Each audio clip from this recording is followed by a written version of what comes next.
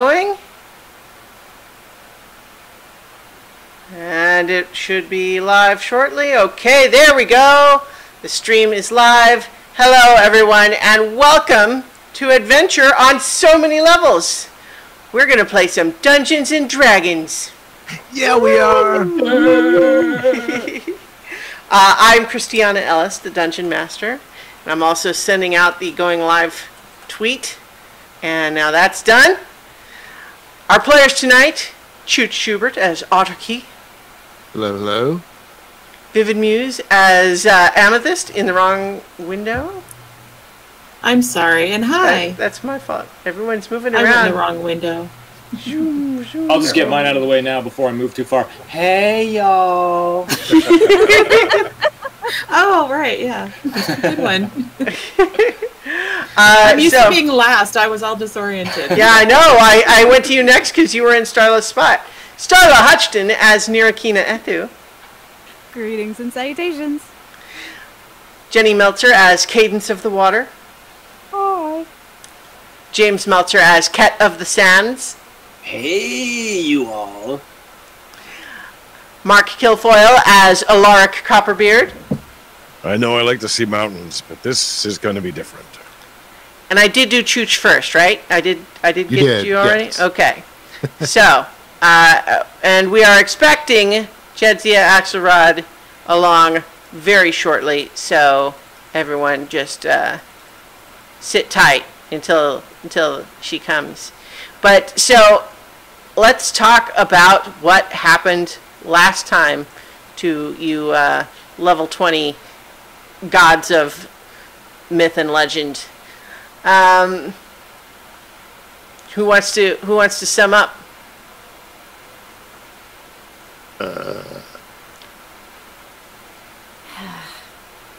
Okay. So we got a bunch of treasure last time. A whole bunch of things. Everybody got stuff.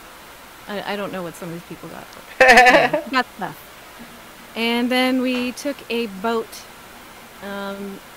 down the evil equivalent of the Emperor Forest Tree. It was a river of some kind. And Cadence could not remember what it was about this river that said that we were supposed to. And from there we decided to go to Mount Celestia because it was bright and shiny and good, and we needed to sleep. We were really tired. What was it that Cadence recognized or whatever? I didn't hear that part. I did finally remember how to steer the boat in the direction that we wanted to go. Gotcha. But I couldn't remember why we weren't supposed to travel the river because we were always told, just don't. Well, right. Eventually remembered, well, don't let the water get on remembered. you. Yeah, Yeah. that's what I We remembered. remembered that none of the water did get on us. We were safely in a boat. Yeah, it's essentially the fear was that it's just more dangerous, and you weren't sure exactly why. But yeah, so that's where you guys were hanging out. But upon your arrival, you discovered a Pegasus that was not frozen. Yeah, not frozen. It was also The boat burst super into flames. bright. That's what it was. Yeah. That's right. Oh, yeah, the Pegasus put it out. Yeah. And it was super duper bright. It was like And we took 4 a- out of 5 I mean- stars because of that. Yeah. Just a little too bright. A little bit. And so you felt like you're essentially in heaven. It's like everything's 100% perfect except the sun low in the sky just seems just too bright. Like we wouldn't notice it anywhere else except that everything else is 100% perfect. But the sun's just too bright. It felt out of place. But eventually, after your long rest, you woke up to a little note from Grandmother Praxis suggesting that something else had tagged along on your magic, allowing them to be unfrozen. And Nira, upon seeking answers from her divine patron, discovered that the sun was in fact not the sun at all, but a glowing palace atop an enormous mountain off in the distance. And looking in that direction, you all heard Fey Queen Solomonia's voice saying that she eagerly awaited your arrival. Speaking of awaiting arrivals, Jazia Axelrod is here. Yay! I'm finally here. Yes, here to play Mugen the Magnificent. Yay! Wait, you gotta say it. You gotta say your opening line. What's up, party people? There we go. Now we can play. Yeah, now it's a D&D game. All right, so you have all heard the Fey Queen's voice in your heads. I think you have been able to put 2 and 2 together, or rather, you don't know what numbers to add, but you know the answers for. Meaning you don't know exactly how this happened, but apparently the Fey Queen's here and she's waiting for you to come to her. I just count my celestial toe beans.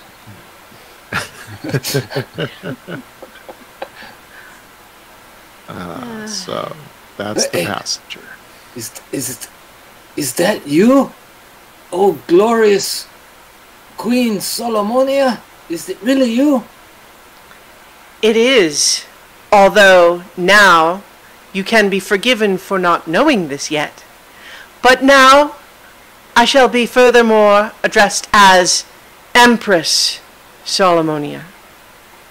Oh my god, Empress Solomonia! Well, I don't know if you've noticed, but I've been through a few changes myself. Oh, indeed. Don't think I haven't noticed. I'm pretty buff now. So why don't all of you come and see me here in this gleaming palace? I have much to discuss with you. Apparently so.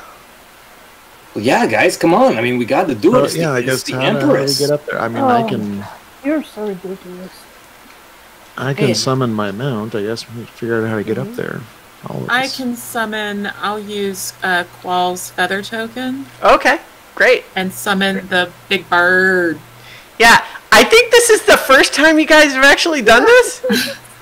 Which is Keep suggesting it, and we never do it. It might be the second, but I have tried many times. That's why I'm not asking. Yeah. I'm just doing. So I just want to say that because I don't know if I don't think it happened before, but maybe it did and I'm misremembering. But suffice it to say that Amethyst just reaches into her pocket, pulls out a feather, and then all of a sudden there's a gigantic bird right there, big enough to just carry all of you on its back. I mean, I can fly, but I ain't gonna turn down a ride. I mean, your chariot awaits. You have really deep pockets. A tiny feather. Only, bigger. Man. Yeah. Nothing. Yeah, I'm not gonna pass this up either. I'm gonna have to ride this bird. Yeah. I suppose it's a long walk otherwise. Yeah, the bird is cool, but I'm really not looking forward to what's coming, guys. Well, you got to look, man. You got to think positive. Just enjoy the bird for a minute. Yeah, enjoy the bird. Maybe it'll poop on some things, Once again, in your heads, you hear, all of you. You have nothing to fear from me. And that goes for you too, Nira.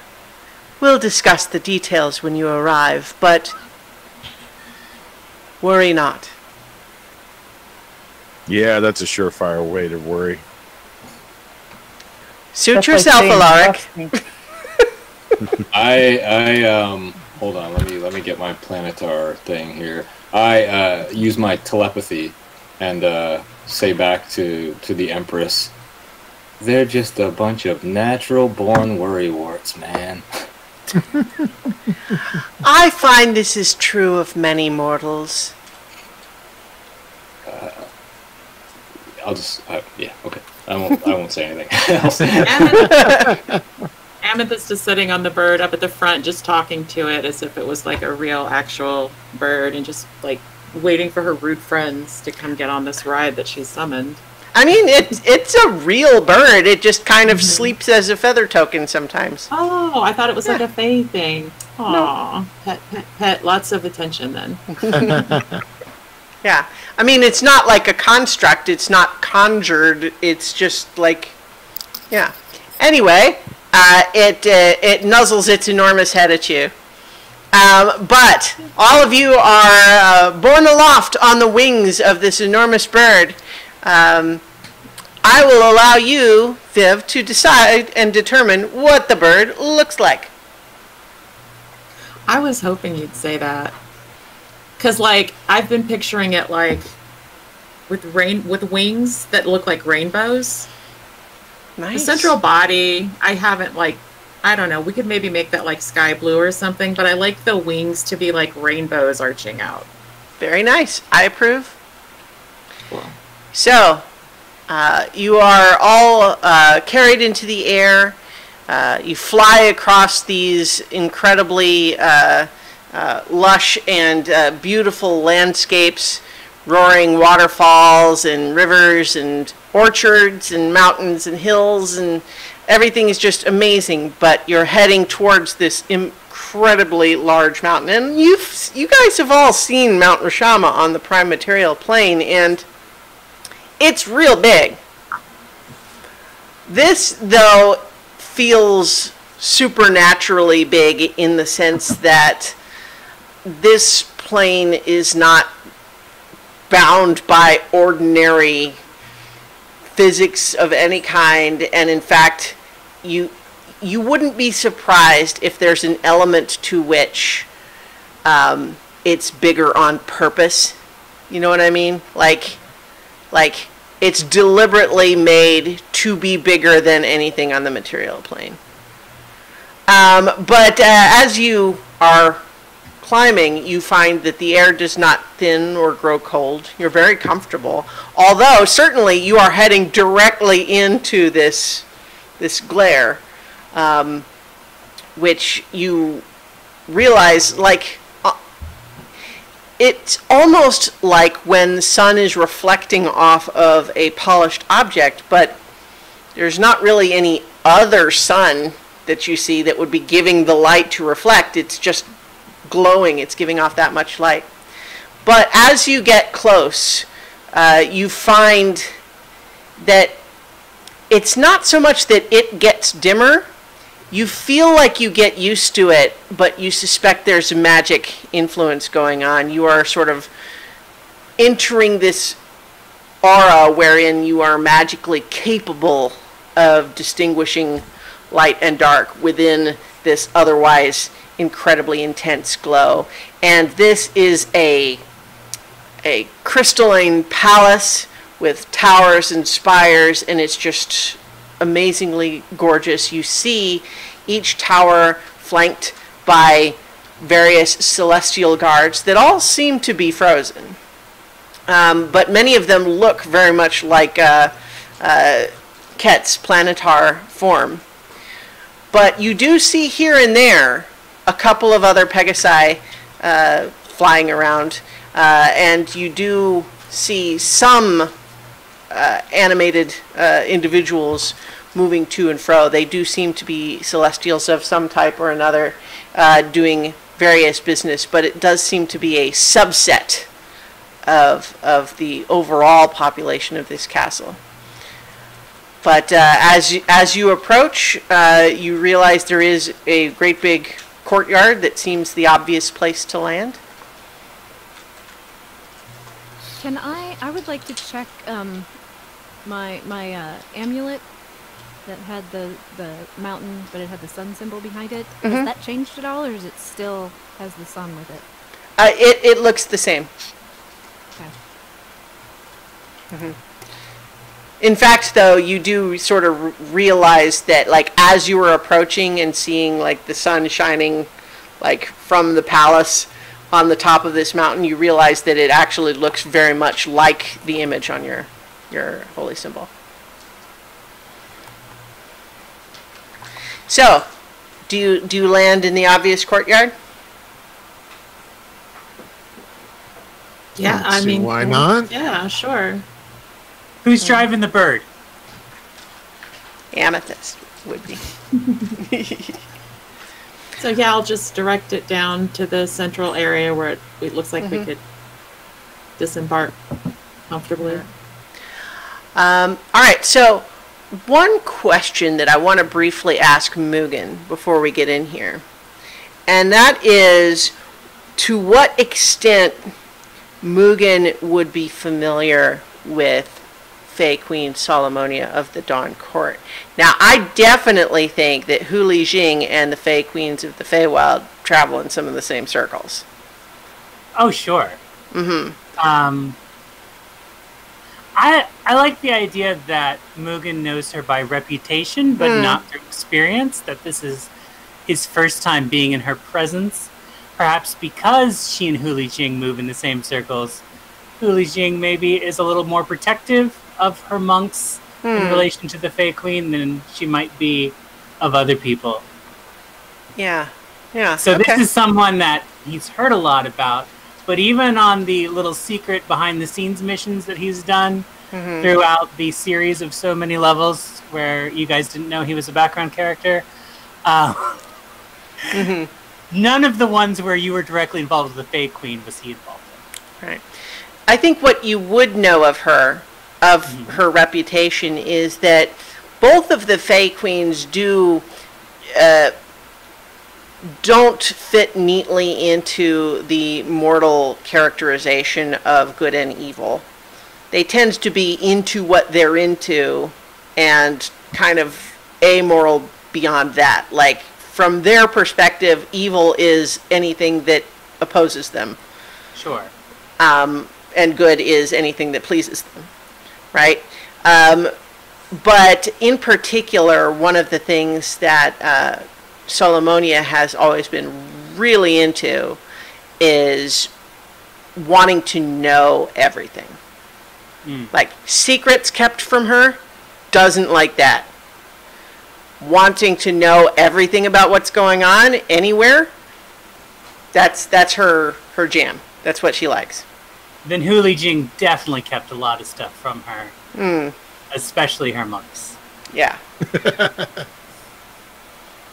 So, as you all land in the courtyard, there is an Eladrin, which is kind of a fancy Feywild elf, that most of you recognize as Denobrium, your attendant while you stayed in the Feywild, who is standing there at the entrance to the palace as you land.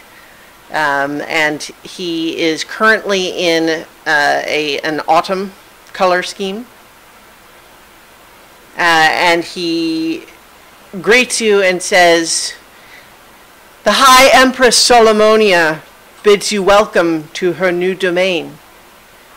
Follow me and I will take you to see her." Yeah, I know, man. She already welcomed us herself. But thank you. I really appreciate you. Well, I thought I could show you where in the castle she is. Oh, yes, absolutely. Yes. Yeah, It is a big castle. Yeah, I was just going to wander around, but no, hey, this is great. I just decided that he's wearing, although it's, like the autumn color scheme, so it's like the reds and oranges and everything, it's got like gold trim, and it's kind of like a super fancy, like red and orange, like autumn leaves color scheme tuxedo. I think that on a lot of people it would be super tacky, but he kind of pulls it off.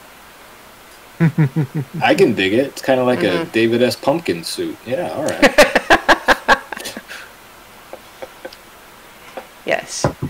So as he guides you through this beautiful crystalline palace, you are brought into this throne room that from any sort of a mortal consideration, highly impractical. Like the thrones are like, 40 feet above the, the rest of the floor in there. It's the sort of place where, generally speaking, if you were ever in this room, you probably have true sight or something, so it doesn't, but it's this very impressive throne room, and you realize all of a sudden that, like, as you enter this room, that brightness is back just for a moment, and you realize all of that light coming from this palace is literally coming from the figure sitting up on this throne. But then once again, you sort of feel yourself becoming accustomed to it. And then all of a sudden, standing there just right among you is the Fey Queen. But now she has definitely sort of leveled up herself. She is all in white and gold. She was already ethereally beautiful before, but now seems to be more celestial themed. And she says, "We have enough history now, all of us, that I don't believe the pomp is necessary. Come to the sitting room." This place has a sitting room? It's a very big castle. Probably It pretty probably big. has like 12. I had it put in. It seems that the Celestials don't actually need to sit very often. But I find that it gives an informal air that eases the discussion a lot of times. I think that Celestials have a more simple, straightforward way of going about things. They don't need the relaxed air of a sitting room. Come with me. And she brings you into, again, like this place does look, like it doesn't look newly constructed or anything. It's this perfect room that has also all of these, like, you know, fainting couch type furniture on it and everything's like white and gold. And you're all brought in there, and do you sit? Yeah. I'll Make stand. myself comfortable. I like lie down like Kate Winslet in Titanic on one of the fainting couches. I have been sitting the entire time on my little cloud. As Yeah? I've been floating around along a head height with everyone else Sure. for once, and continue to do so. I sit down. All right. I'll stand. Amethyst. I've had enough sitting. Amethyst will sit on the floor and take out Arwen and just feed her some carrots or some shit from her pocket. She's just going to play with the animals while they talk. Oh my god, Arwen, you're still alive! Amethyst is offended at this. She's like, We've been through so much. It's been so long since you pulled her out. I haven't seen her in a while. I was hoping that she was okay. Oh my god, Arwen, I'm so glad you're alive. Amethyst, I love you. I mean, if I'm going to keep you alive, trust me that it's after I've healed Arwen. No Okay. offense. No, none taken. None taken. With Arwen. So, Empress Solomonia sits very elegantly on what looks almost like a beanbag chair, but she is sitting cross-legged, sort of, straight-backed on it. And she says, "So, if you have questions, be my guest. I will answer them to the best of my ability," which, if you don't mind me tooting my own horn, is not only quite impressive, but newly enhanced. Yeah, I think but question number one is this ascendancy, what gives? How'd this come about? It's something that I've had my heart set on for quite some time, but up until now, I didn't have the opportunity or the capability of placing myself here in such a position and with such paraphernalia that would allow me to soothe the fears of the other Celestials here. But with the opportunity granted to me by this incredible time stop, I have been able to make a number of changes that I think will suit me well. how long have you not been time stopped? I guess that doesn't make any sense. Never mind. But have you been unstopped for as long as we've been unstopped? Have you even know that time? I think somebody tried to contact you and you weren't like this. I have been unfrozen. I was never frozen, for that matter.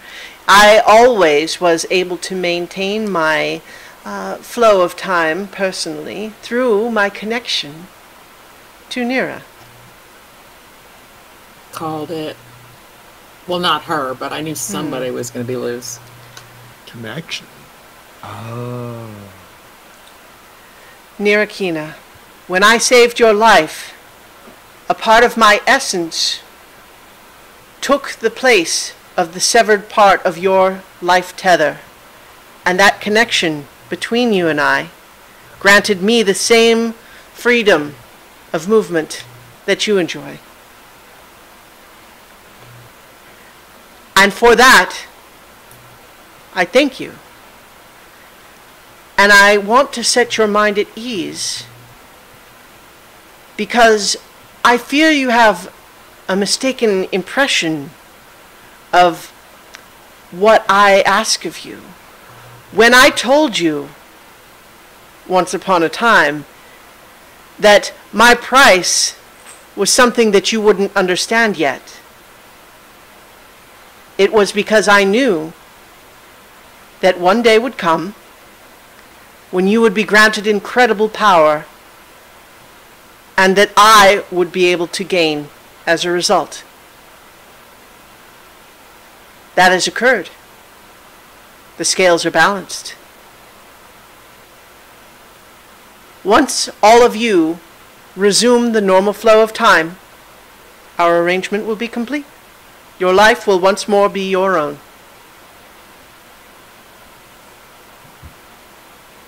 And what about this place? What about it?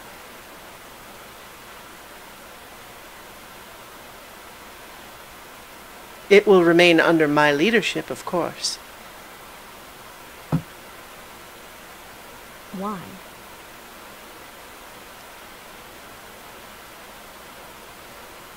Why not?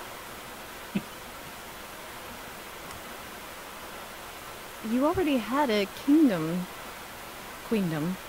to call your own. I guess. Albeit one I shared with another whose tastes I find quite atrocious.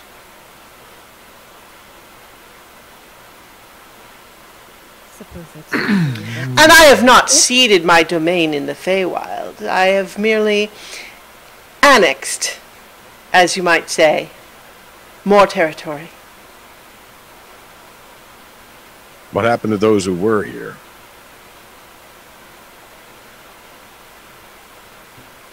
They're fine. You didn't enslave anybody, did you? No. Enslave implies an awful lot of things that are just simply not an accurate description of the situation. Can you give us an accurate description of the situation? Did you charm them? That's closer. Still not entirely accurate. You see, all that is required ultimately is that they believe that I am a suitable ruler. And I took steps to ensure that I would be seen by them as a suitable ruler. Your glow. Is that it? Well, thank you for noticing. I can't help but not notice. I have to squint every time I turn my head anywhere near you. It's a little bit this much. This tracks. Cooley Jane was right about you. All the things she said just completely tracks. Well, This sort of situation is exactly what you would pull. it is always pleasant to know that one's reputation and one's capability are so closely aligned.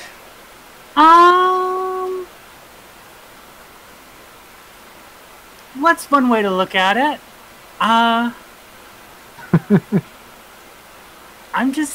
impressed with the con job of it all, honestly. Like the details, the fabrications, the whole aretha of it.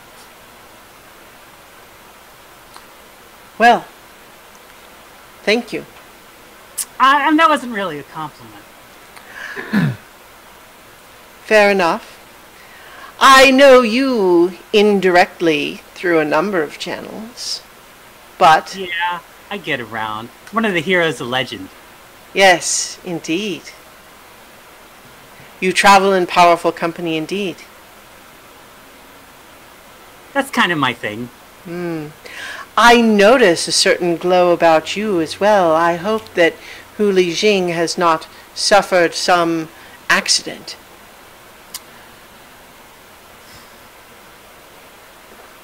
I mean, your hopes are my hopes, dear.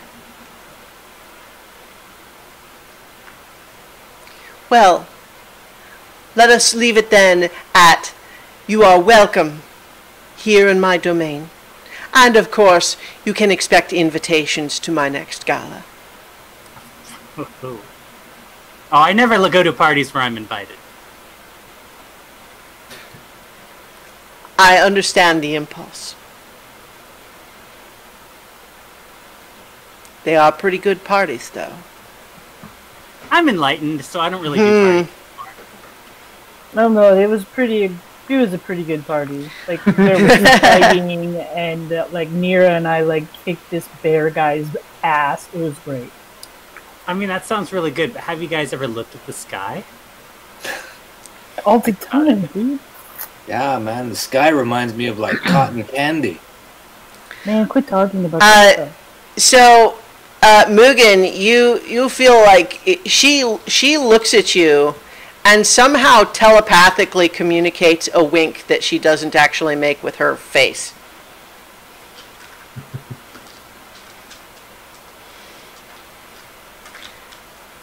So, I had hoped that all of you would be pleased to discover that I no longer hold anything over your friend Nira, and further, although you had no way to know this part yet, I am prepared to offer you something that all of you do indeed wish, and yet have not as of yet known a way to accomplish. Yeah? You wish Emerald Arboris, the tree, and its surrounding city restored to the prime material plane, do you not? I do, yes, very much. Yeah. Yeah, man. I can help you to accomplish this. And what do you need in return? Nothing. It would be my pleasure to do so. However, I do need your assistance with part of the ritual. Oh, okay. Where would it fall in time? It would be most straightforward to have it arrive at the current frozen instant. Although, if you wished it to appear at some other time, that could potentially be arranged. However, it would certainly produce more ripples through reality, which I'm not certain is the most prudent course of action, but we can discuss that. So it would be now, I mean, not technically, thousands of years ago. technically all is right now, but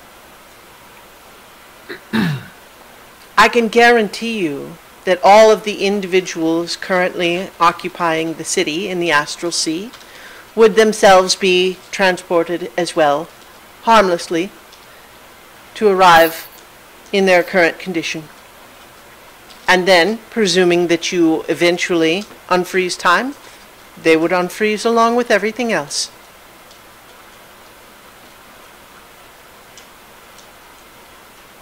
What about this ritual?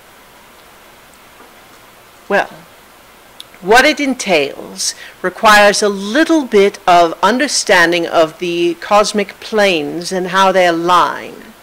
We are currently in one of the outer planes, but you are familiar with the positive plane, sometimes called the Feywild, and the negative plane, sometimes called the Shadowfell.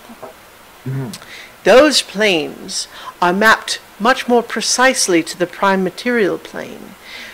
A location in any one of those planes has a corresponding location in the other two. What we need in order to restore the tree is to complete a sort of connection between all three planes at the corresponding locations, which means that I require individuals to be present at each of the three locations when the ritual takes place. And why does this have to happen? What's the point of this? It is to perform the ritual to return the city. I assumed that that was point enough. But why do you have to align the things? I don't get the leap here. So, Alaric, if I may, why do you need to breathe? Habit, I guess. It's how you do things. All right. This ritual is how we restore the city and the tree to the prime material plane. Can I make an insight check? Yeah.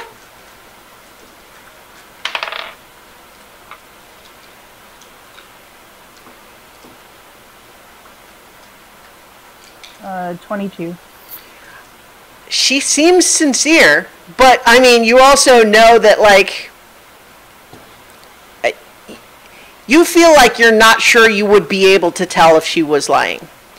But you can't, she doesn't seem to be. So what happens to these planes when they get aligned? Do they get shifted and shuffled around?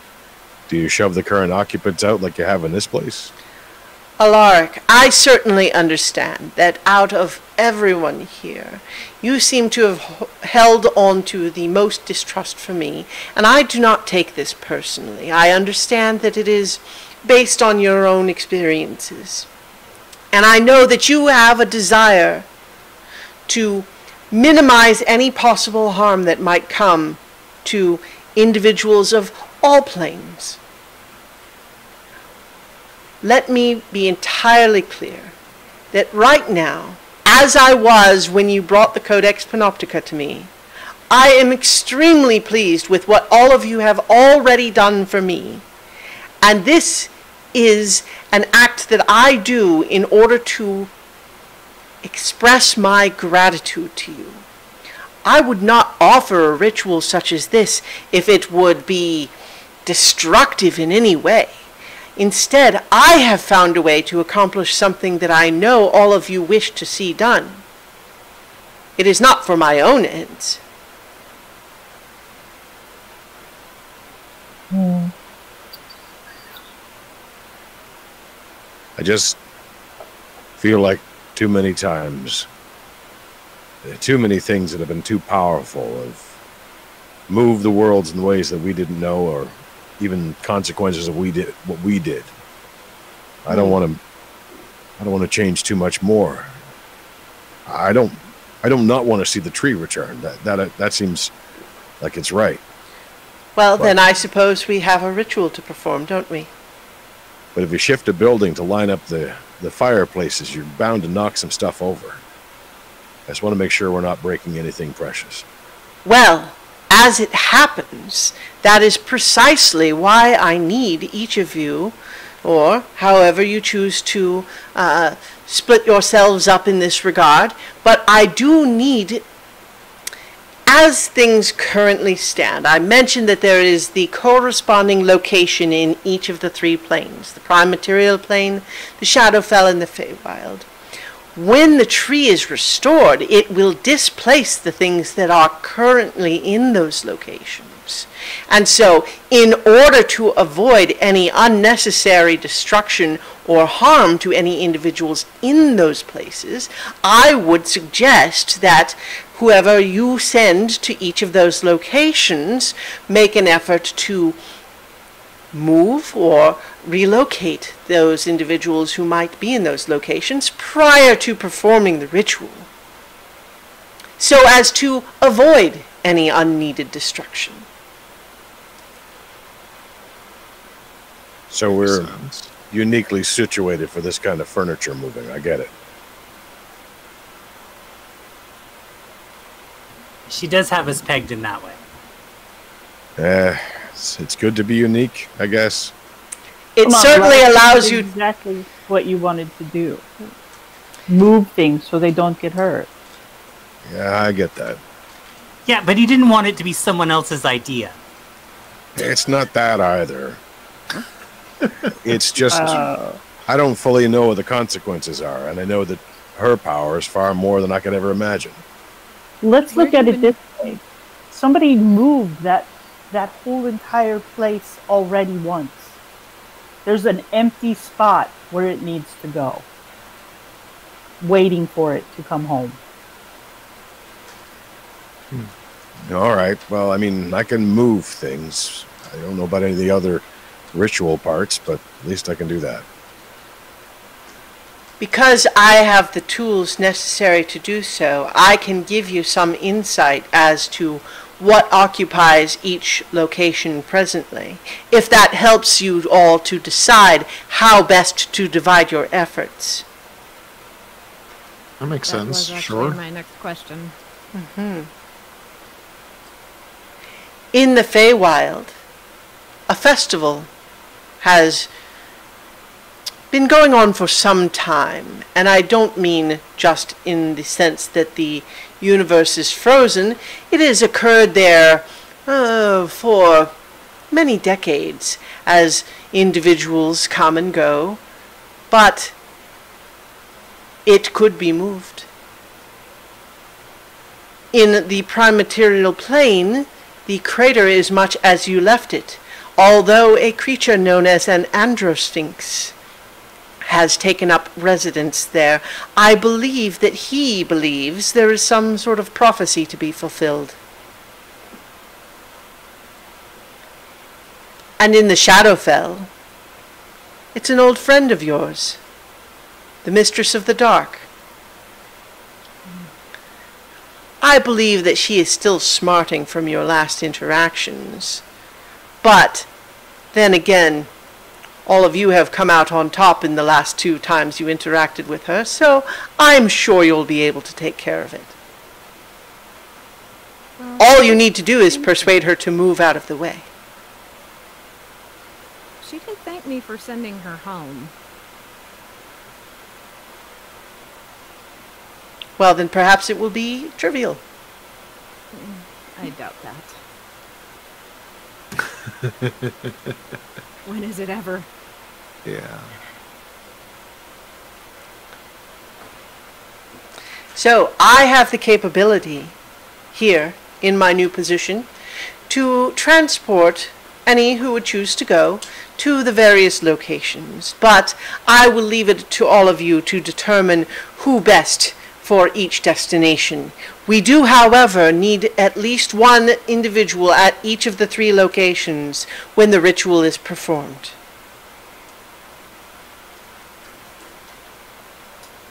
Well, I mean, it would seem to make sense that me and Cadence should go to the Sphinx, right? Do you know anything about sphinxes? We're cats. No, we're cats, but hey, we're cats. It's a cat. Come on, man. I mean, you're different than a cat Huh? now, but that might work in your favor. I still I have could the see head. that. I still have the head of a cat. He's still a cat on the inside. That's right. That's all that I matters. mean, for them, it's more like it's going home. Yeah, that makes sense. I feel kind of responsible for the Mistress of the Dark, at least some of the damage that she did. I suppose I should face her. Yeah, but you feel responsible for everything, Chuckles. That is so true. Whatever. Hang on. I have to... We got a whatever from Alaric. Priceless.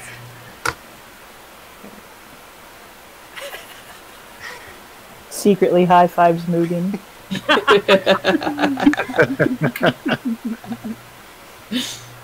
Mage hand high five. Amethyst says she doesn't care where she goes, wherever y'all think she's the most useful. Yeah. Amethyst, I think your powers are most ramped up while in the Feywild, so... True.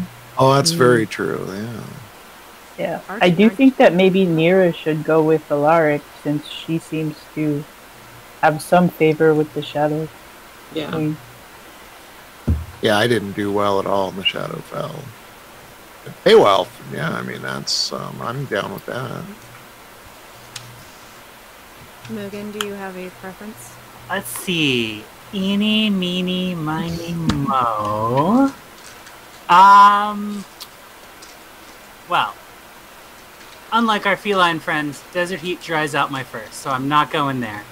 You guys have some fun. I'm actually banned from the Feywild, last I heard, so we won't go into it. But I don't want this to...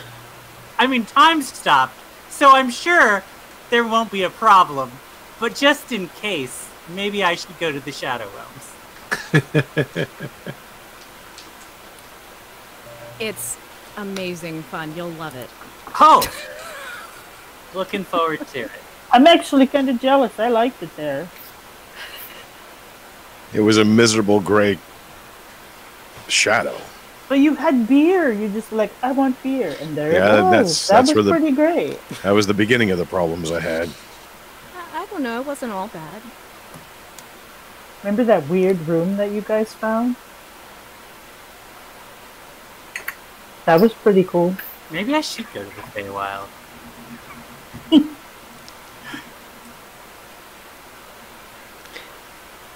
I'll leave you to discuss. Yeah. Let me yeah. know when you're ready. Who wants me more? Let's see. Mugen, why don't you go ahead and come with us? I think it'll be fun. All right. I just hope there aren't any really good riddles because you're going to miss out on them if you're not with us. Love the riddles. If there are any good riddles, write them down. I want to hear them later. I will. Thank you. I am super interested in this prophecy, so... Right. Prophecy. Love those. That's we worked have- really well for us so far. Do we have ways of keeping in touch? No. Just in case. Am I going to the Feywild alone? Because that doesn't seem wise. No, I'm definitely going with Oh, cool. Okay, cool. I mean, Nira can do her thing, but there's like, what, a 40% chance that it won't work? Yeah, and I don't have that spell prepared either. So everything stopped, so it didn't work. Anyway. I mean, there's no rush. I mean, there is and there isn't, right? Like, we have endless time, but also, we do have a to-do list. Yeah. Do you need a long rest, Nira? No. Because if you need it, we say 5 words and then we can keep talking again, and we've had our long rest. It doesn't take any time, like as we talk. No, I'm good. Yeah, I'm sure Solomonia can have a guest room made up for all of you, and yeah. Maybe Solomonia has some way that we could communicate with each other while we're apart. I mean, she is all powerful now. Yeah, you got some passenger pigeons? I mean, she left the room, so. Maybe the keys Yeah, would but work she's listening. some Yeah. way. But she's too polite to confirm that by replying. Kat, ask your best friend if she has any way we can communicate with each other. I asked that. Telepathically. She says, once the ritual begins, all of you will be able to hear one another because we will have formed the connection. But until you set up the device in each location, it is not simple to allow communication between all of you.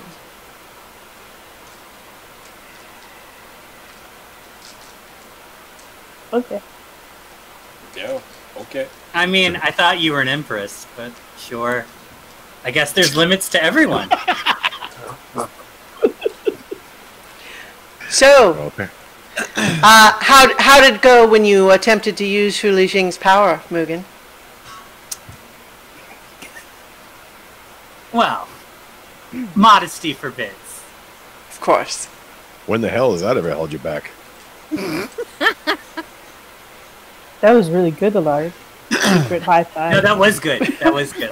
I'll acknowledge that one. Surprising sense of humor every now and then. It's getting better. Like, obvious, there's limits to what she can do. She can't be in 4 places at the same time. So that's why she needs us. Right. What about this device? What do we have to do with that?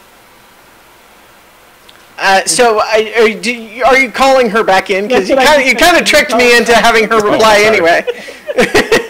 Cat, ask your best friend.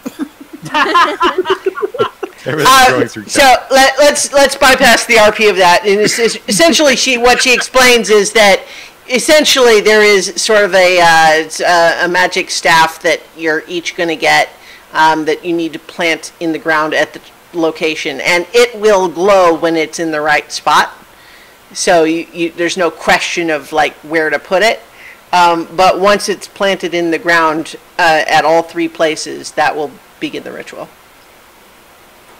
And now, I would ask her too, like, is this a permanent thing that the things that are there have to permanently move from this spot, or could they come back later if they wanted to? I mean, they could, but like, so in the prime material plane, the tree in the city will then, have been replaced, right? They'll be there. So like the Sphinx could come hang out at the city, right? It's like, but the other 2 places are going to be transformed by their relationship to the prime material plane. So it won't quite be exactly the same tree or city, but there will be sort of a corresponding thing. So it won't be the same as it was before. But like once it's transformed, it won't, like, there's nothing to stop anyone from going there. Okay.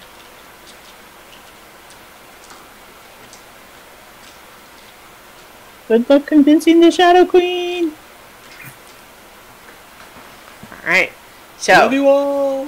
So then we have Otterkey and Amethyst going to the Feywild, Ket and Cadence going to Prime Material Plane, and then Nira, Alaric, and Mugen going to Shadowfell. Yeah, the Mistress of the Dark is going to be super happy to see Alaric again, I'm sure. I was thinking the same thing. I have to go for that. I have to go just to see that. I'm sorry. Decision made. It's probably going to be messy. Draw a picture of her face for me, okay? Will do.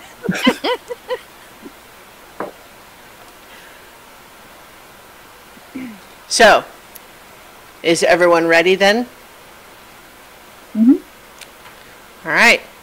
So once you have chosen and indicated your readiness, you are shown by Denobrium back to a location where it's. I'm trying to not have it be just the Bifrost from the Thor movies, but it's not that. It's a rainbow teleporter, so. Basically, yeah, you will basically step into what is clearly a divine magic teleportation sigil that has been, calibrated for each of your groups. And then you disappear in a flash of rainbow light. And so each of you is going to transport. So, you split the party in 3 ways, and we're gonna do each one. I'm gonna kind of cut in between, but obviously that just means All right. So, does anyone want to go first? I mean, I can decide, but if anyone was just. I say roll for it. Yeah, roll for it. Okay. Yeah. All right. So one person for each group. Roll a d20. Starla, roll for us. Okay. Let's get it. 4. 11. 17. All right. Feywild it is. In fact, actually, we're going in, positive, neutral, negative. Interesting. Yeah. So, Amethyst and Otterkey, you find yourself enveloped in this flash of light, and then when you arrive, you realize that you're in a brilliant grassy meadow. As far as the eye can see, at maybe the distant edges of the horizon, you see the boundary of what might be like forest or something. But you realize that where in the prime material plane there would have been an enormous desert, here it's this enormous green meadow with tall grass and wildflowers and everything. But before you, in an enormous clearing where the grass has sort of been, bent down and flattened a little bit, there does seem to be an enormous outdoor festival. There's probably 100 different revelers. They are all frozen, of course, but you see lots of people dancing, looking like they're having a great time.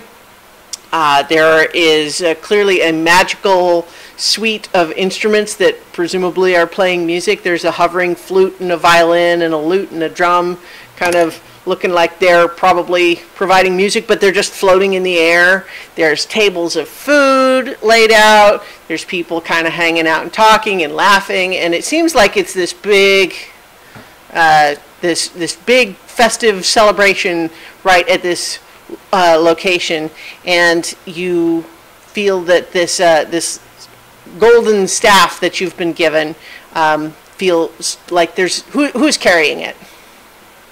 Not it. Okay. She usually has a staff. Yeah.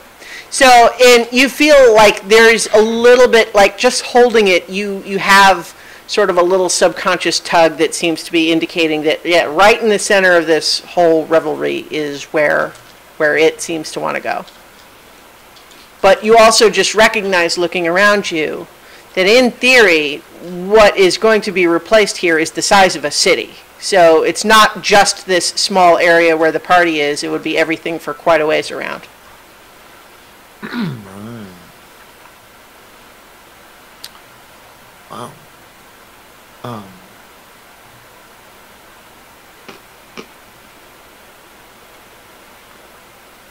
Guess we need to find who's in charge, huh?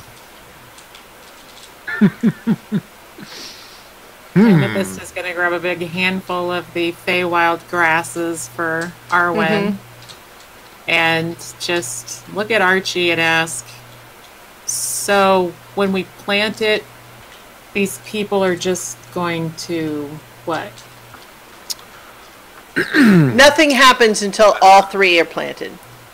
Yeah. Okay. But then what happens? But, like, if they're here when it happens, I think they're going to get squished by a magical tree. Yeah. Well, what the queen said was displaced, but she also said relocate them to avoid unnecessary destruction. So it might be a rather violent displacement. Absolutely. Yeah. So is there like a main tent or anything like that that looks like where honorees would be? There are no there's no tents or anything. There's really nothing enclosed at all. However, there are like poles that have been set up, decorated with like paper lanterns and like garlands, and it's like outdoor decorations, but there's nothing that you could call inside. Sure. I guess we'll look for the tallest. So you want to investigate to try to see if there's someone who seems to be in charge. What looks the most important. Yeah. All right. So go ahead and make an investigation check. If you're doing it together, you can each roll, or one of you can roll with advantage. I'll assist. Shoot, you can roll twice. Cool. Investigate. I have a +0. Maybe I should have done it. I should have asked that. I have a +2. 15. All right, 15. So you're looking around, and you're definitely not seeing anyone who seems to obviously be in charge. There's no one who seems to be like holding court in a central location or anything. There's no one that seems to be wearing, like, there's a pretty wide variety of outfits that people are wearing, and there's no one who's like got a little crown on or anything like that. You do actually notice in the wide variety of clothing that, like, there are some people whose clothing actually looks like pretty worn and tattered and old and, like, you know, pretty beat up. But, you know, those people are dancing happily and singing, and, you know, and then there's other people who look like they're dressed pretty fancy.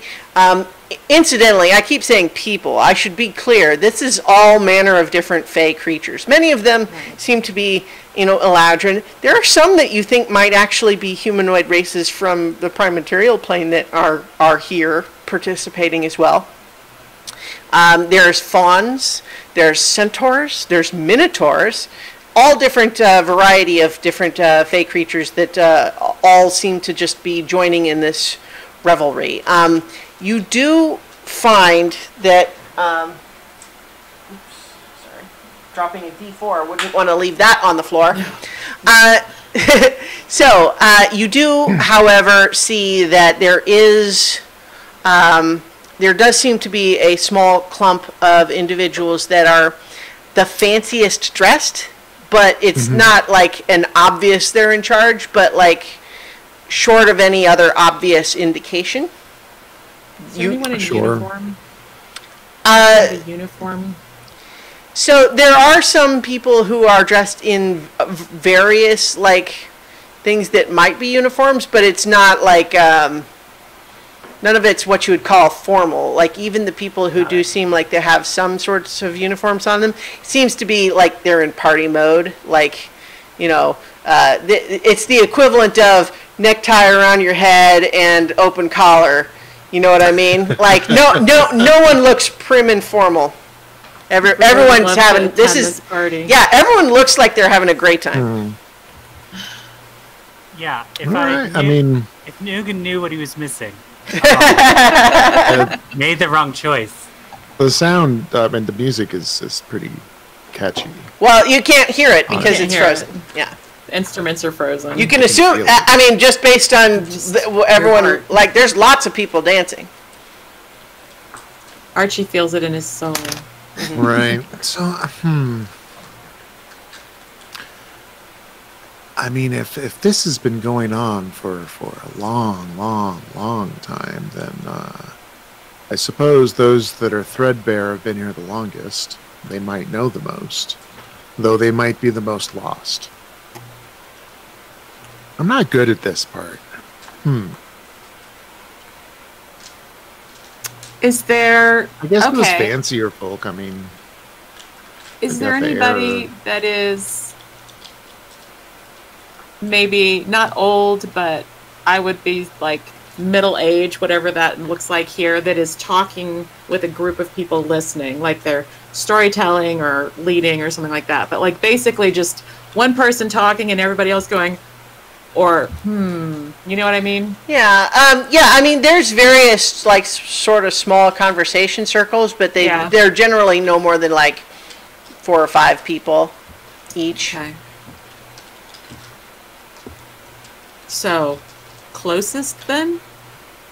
So, like, so just as far as like the sort of to give you a little visual map, like the musical instruments are in the center, and then around that there's like various tables with food and everything, and then a lot of these decorations, and then people are just kind of anywhere around all of that. So you guys can go wherever you want, but the instruments are kind of in that central spot. And that's where the thingy is pointing us, right? Well, yeah, I mean, this party does seem to be taking place like just right on exactly the spot where you're supposed to be going. Is there a bass player for the musicians? So again, the instruments are just like floating, like they're magic instruments. So there's no musicians, there's no people, there's Right. no artists. It's all just. Oh, that's a bummer. I was going to ask the bass player.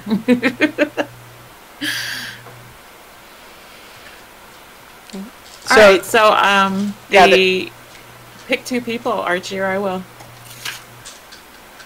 Yeah. I use the fancy folk that caught our eye. Okay. Why So not? yeah, so I'd say there's like three that seem like they're maybe together, like they're close to each other and sort of generally kind of slightly turned towards each other, clustered a little bit, you know. But they look like they were sort of you know, having fun, like ha party conversations. So yeah, I also kind of walk into their gravity and will them to unfreeze. Okay. Like the whole group, or just one of them, or How many are in the group? three? Like three. Let's do all three. That way we get Yeah. a better sense if we only do one or Yeah. two people. Yeah. Okay. We'll do all three. We're outnumbered, but what the hell? That's a party. All right. So you gradually focus your you know your intention on them, and they start to soften, and then all of a sudden they're moving. They actually kind of all stagger a little bit, but they're looking around and they're looking a little confused at first, and they're just going, "Hey, come on, where's the music? Oh, hey, welcome." Hey, yeah, Hi. sorry about that. Wow, Sorry what to is try going to- on? Why is everyone else stopped like that? That's so weird. This is a Yeah, crazy it's party, a- man. It's disorienting, huh? Yeah, it's just a little Yeah. wild. Yeah. Yeah. Do you know like who's in charge? Is there? I mean, it's a party, but Yeah, like I mean, in charge of a party, like that doesn't sound like a very fun party to me. wow. Everyone's here. We're just I'm sorry, having a who's- good time. Who's hosting? Is there a host? It's just happening. No, in fact, okay, maybe there's a host. We don't know. We just happened across this party, and it looked like a kicking time, so we had to join in, and it is awesome. Honestly, like, I haven't seen it do this before, so this is kind of new. Like, there's novelty. Like, I don't really get what's happening here, but like, I mean, hey, to be honest, I kind of wish the music would come back on. I was really, like, I was getting my groove on. But, still, hey, we're having a good time. So, like, did you just get here? Experiences? Yeah, we just You gotta try the food. And when, did you hear the music before it stopped? He's like, No. Oh, well, and the food is so good. Oh my gosh. And I've met so many people here. Like, I feel like I have met more best friends at this party than in my whole life before now. wow, Wow. this sounds like a fun party. Yeah. Wow. See that guy How over long there? have you been here? Huh? How What? long have you been here? How long have you been at the party? Man, I don't even know. Like, they say time flies when you're having fun, right? I mean, it's been a while. Ryan? Yeah. Right So on. it's like I've kind of been doing one guy, like it's one guy, but it's really all three of them Sure. are kind of talking like that. Yeah. They're feeding off of each other. In fact, actually, one of them kind of says, "So yeah," and so like you got to hear the music when it starts up. I hope that it started up again soon, because it's just like gee, gee, gee. And he's like starts singing it, and the other two guys start Ooh. like joining in, and they're like dancing to it. Wow. Mm-hmm. Yeah. Christiana, you are killing me with these characters. I know. I love them. I want dolls of them. They're amazing.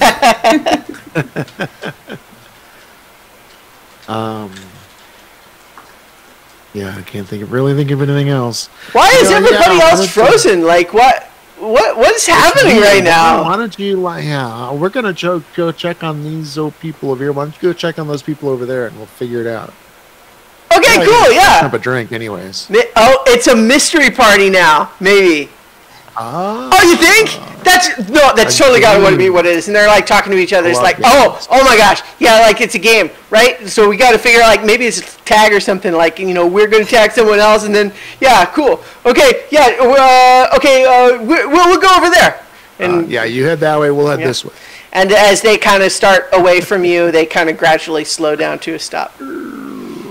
Well, hell. I think that's a good opportunity to cross-cut. Yeah. Cat and Cadence, you have found yourself arriving in a flash of rainbow light to a familiar crater. Although the last time you were here, you left in a hurry because the Marut was in pursuit. But now, it's comparatively very quiet. You kind of glance around. Obviously, everything's frozen. There's no wind or movement. It's kind of late sunset here. So, the sun is very low in the sky. Everything's kind of these reds and oranges and golds in terms of the sand and what little is seeping over the edge of the crater. But you look over to sort of the central dais in the middle of this crater where Neocortex kind of made his sort of like his spot.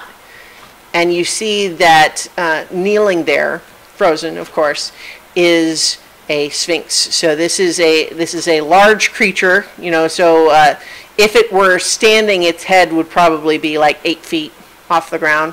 But it's got a lion body, lion head, but it's also got enormous wings. Hang on, let me pull up the picture here again so I can describe it properly. So yeah, it's got sort of a kind of a cross between lion and humanoid head, and then a lion body, but the sort of the forelegs are a little bit more, like arms and hands than maybe a standard lion would be, and then enormous feathered wings as well.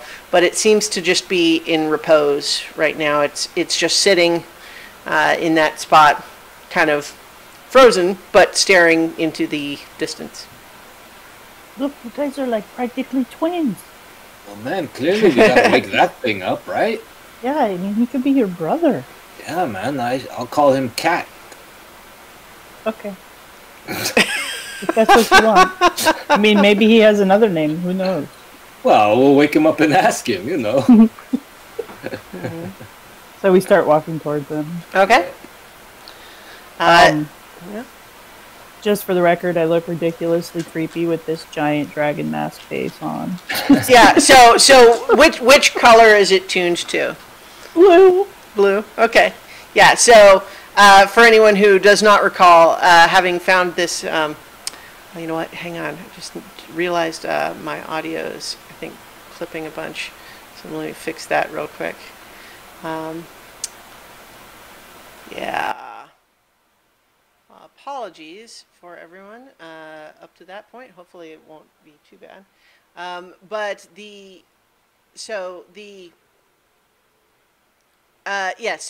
Cadence found the mask of the five-headed dragon.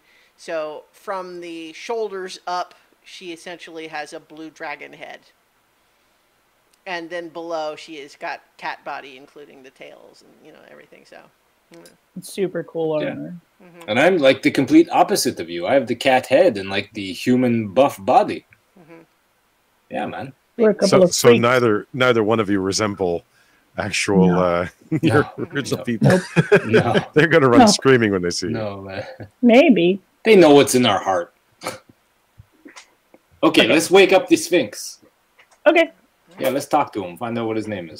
So we walk closer and just kind of get within his general vicinity and, reach out and touch fate. All right. So you do, and at first it's, hard, like touching a statue, but then gradually your hand kind of gently sinks into the fur, and the Sphinx blinks. Did not intend that rhyme, and I'm kind of regretting it. It blinks. Sphinx blinks. And Sphinx. yeah.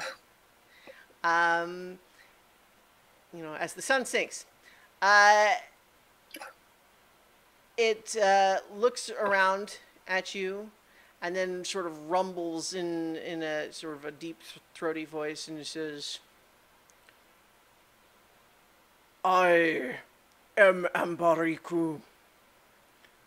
I am here until the prophecy is fulfilled. And I protect this place until the Lifebringers come.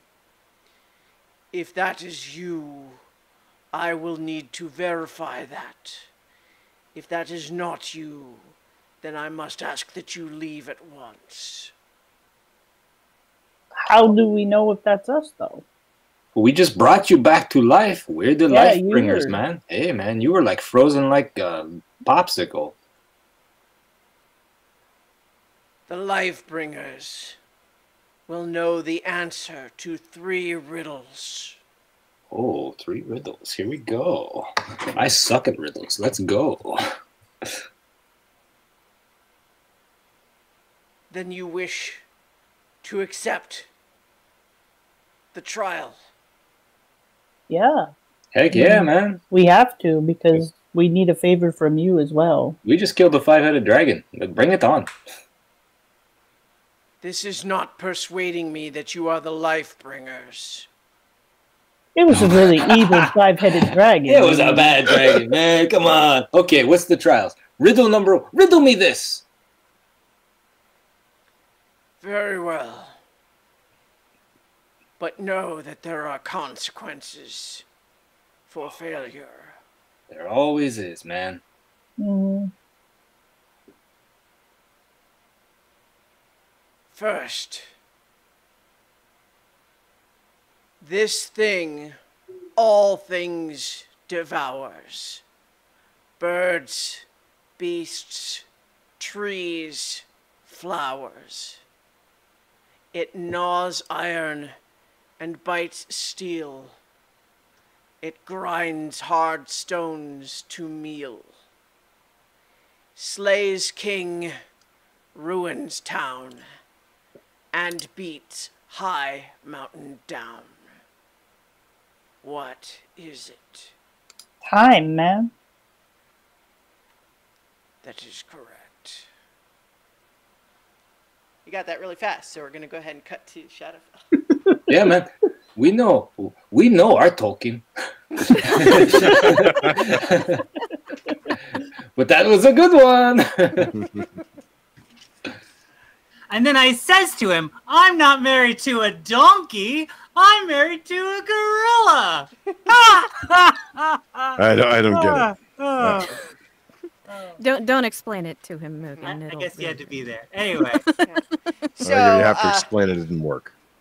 So I like to think that was literally like in transit. Like the joke began as you're stepping onto the teleportation, finishes as you arrive, and as you all are coming down from this incredible high from that joke, you look around and see that you are in a place so dreary that it feels as though the very color of your own body is almost leached out of you, and almost like you're now seeing everything in black and white.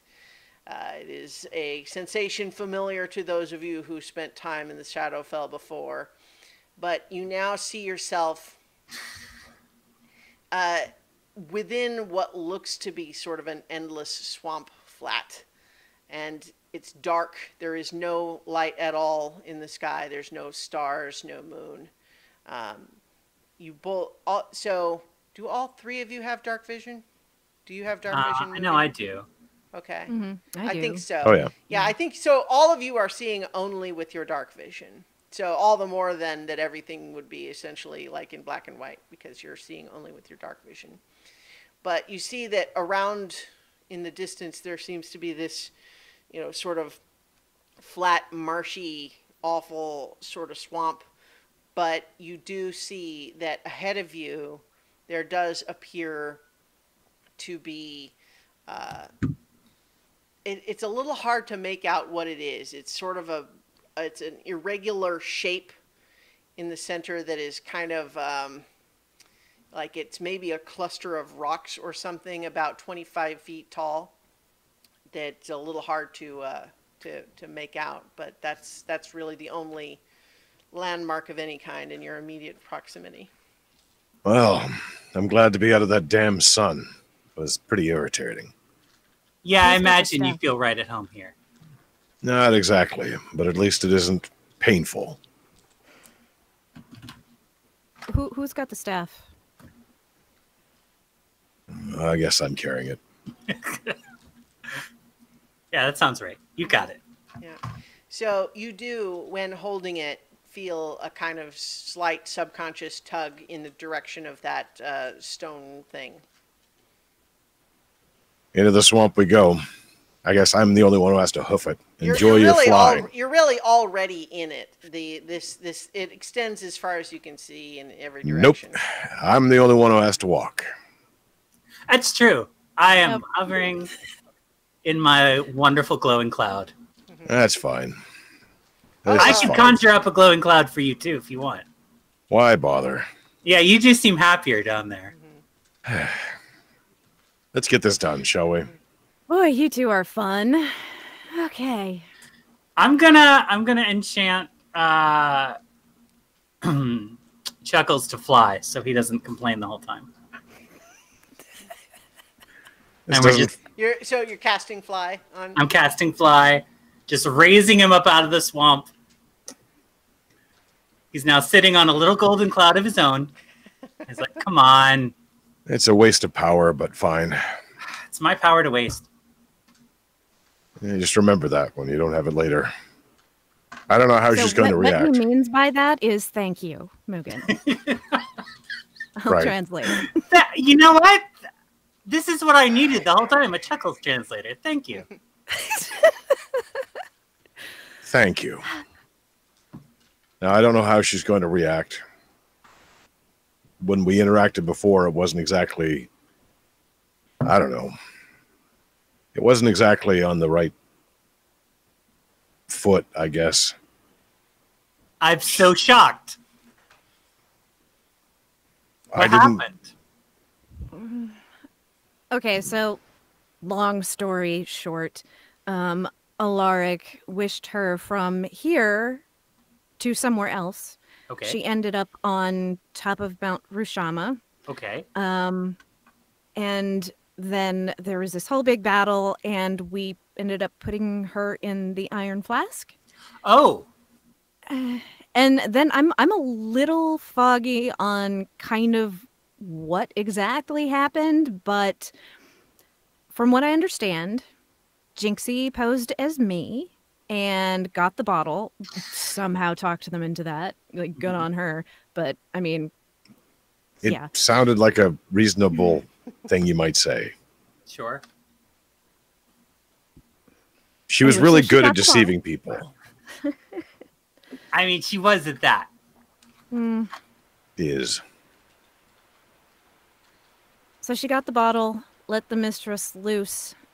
She was a little under the weather, just because, light, she doesn't deal well with that. And then she was in the astral sea, so that also was not great for her. And Jinxie ordered her to attack the tree. And by the time I got there, it was just chaos. And I was able to banish her and put her back here, which is kind Okay. of what she wanted. She just wanted to go home. There was the problem in the middle, the one which causes me the most pain. When she attacked your people's city and caused them, apparently, a crisis of faith. There was a crisis long before that happened, Alaric. It didn't need something to be shoved off the side of the cliff. Well, We can't undo what's been done. All we can do is move forward. Yeah. So, speaking of that, let's go. And I'm going to head towards the pile of rocks or shape thing. That's in the It center looks there. like it's a big stone sort of promontory thing, kind of like I said, kind of irregularly shaped. It's not a structure, but it does look out of place in the middle of this otherwise flat swamp. Okay. I mean, should we just knock? Well, if we can find her, we can wake her up. We'll have to talk to her. She may not want to talk. This is probably going to be bad. I mean, you don't know that. She may be really grateful that Cupcake brought her back here. Yeah, creatures like that aren't grateful. It might kind of be a wash because the reason she was gone in the first place was, Alaric, so... Oh, well, then we're on even no. ground then. It, evens out. You will see.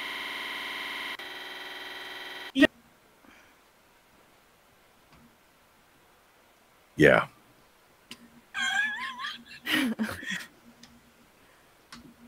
How do you control this thing? You just kind of think about going forward. Yeah, it's tugging. No, forward. Oh, now you're just going in circles. Come on. There's nothing to grab onto. There's no way to direct this stupid thing. You don't direct it. You just go. It's part of you. It's not part of me. It's a cloud. Yeah, but it's a cloud made of your essence. Just get rid of this damn thing, would you? I'm going to extend a stream of cloud from mine and hitch it onto his and just tow him. I kind of imagine he's on his hands and knees, kind of gripping onto the cloud, trying to hold on. Yeah, Right. it's kind of like starting to tilt. It's like about. I try to put Nira my is feet on it to infinitely see if there's amused. anything solid. Yeah, there's something solid. You're sitting on something, but it's like a pillow. This is too comfortable.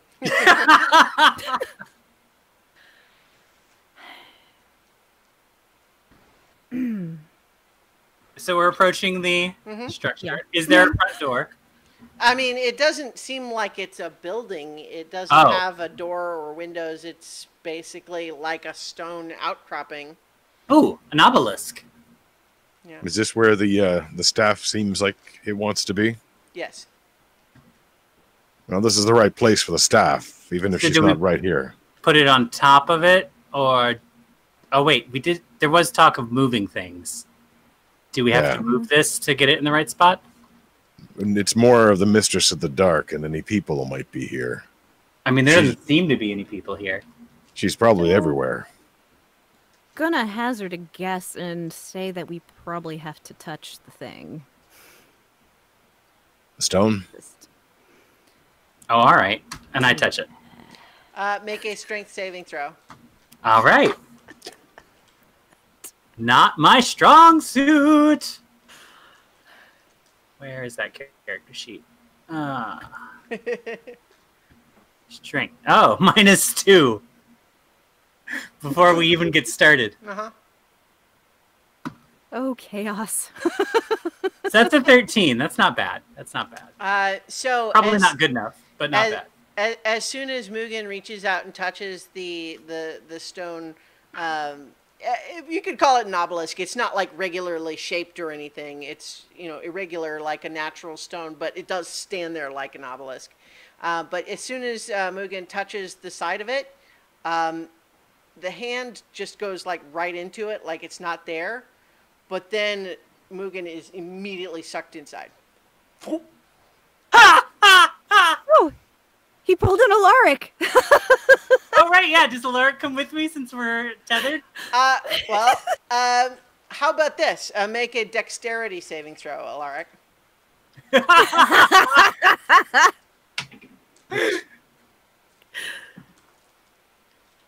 That's only 14.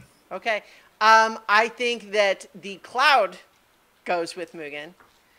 And you find yourself dropping down right at the surface of the thing, and so now you're going to make a strength saving throw. You're not sucked in, but you are pulled off of the cloud right at the surface of it where you bump against it. Okay. 18. You are able to briefly resist it for a little bit, enough to look Nira in the eye and make a face of some kind you can choose. Damn it! And then you are also sucked inside. They didn't even stop to think, okay. why does anybody listen to me? And I'm gonna touch the thing and I'm not even gonna fight it. Just whatever. I gotta go after him. All right. So that's a good time to cut back over to Archie and Amethyst in the Feywild, of course. So your party boys have gone off excitedly to start seeing if anyone else knows what the game is here at this party, but they gradually slow to a stop before they're able to ask anyone. Yeah. Shame that. So is there anywhere nearby? So I guess it sounds like we're in like this meadow. Yeah. Right? So based on where Archie is being pulled to place the staff, is there a big open area that looks comfortable away but nearby? Yeah. Not really. So like this is a big area where have you guys seen those things on like how they make crop circles? Like, yeah. They make all the tall grass just kind of laid down. That's what like this whole party is like in a big area like that. And then at the center, at the place where the staff seems to want to go, that's again, it's like that's the center of where it is. That's where the floating musical instruments are, and like I said, the food tables are sort of Right. ring around that, and then the people are not like further outside that. The people are all over. Right.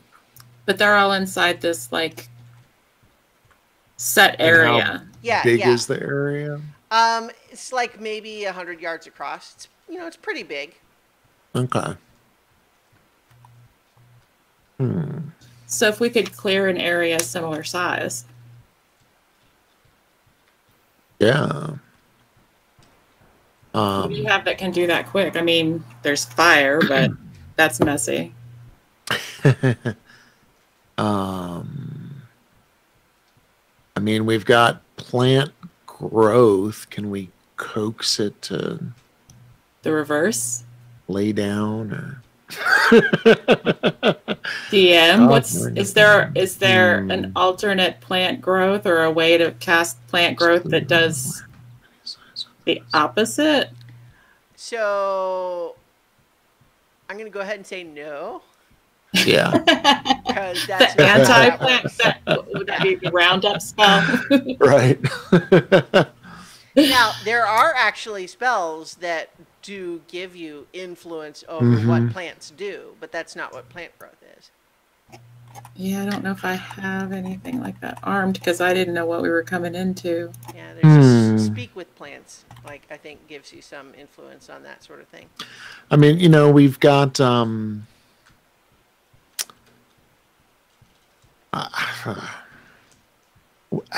that's the problem is like we have infinite time, but we don't know everybody else's timetable.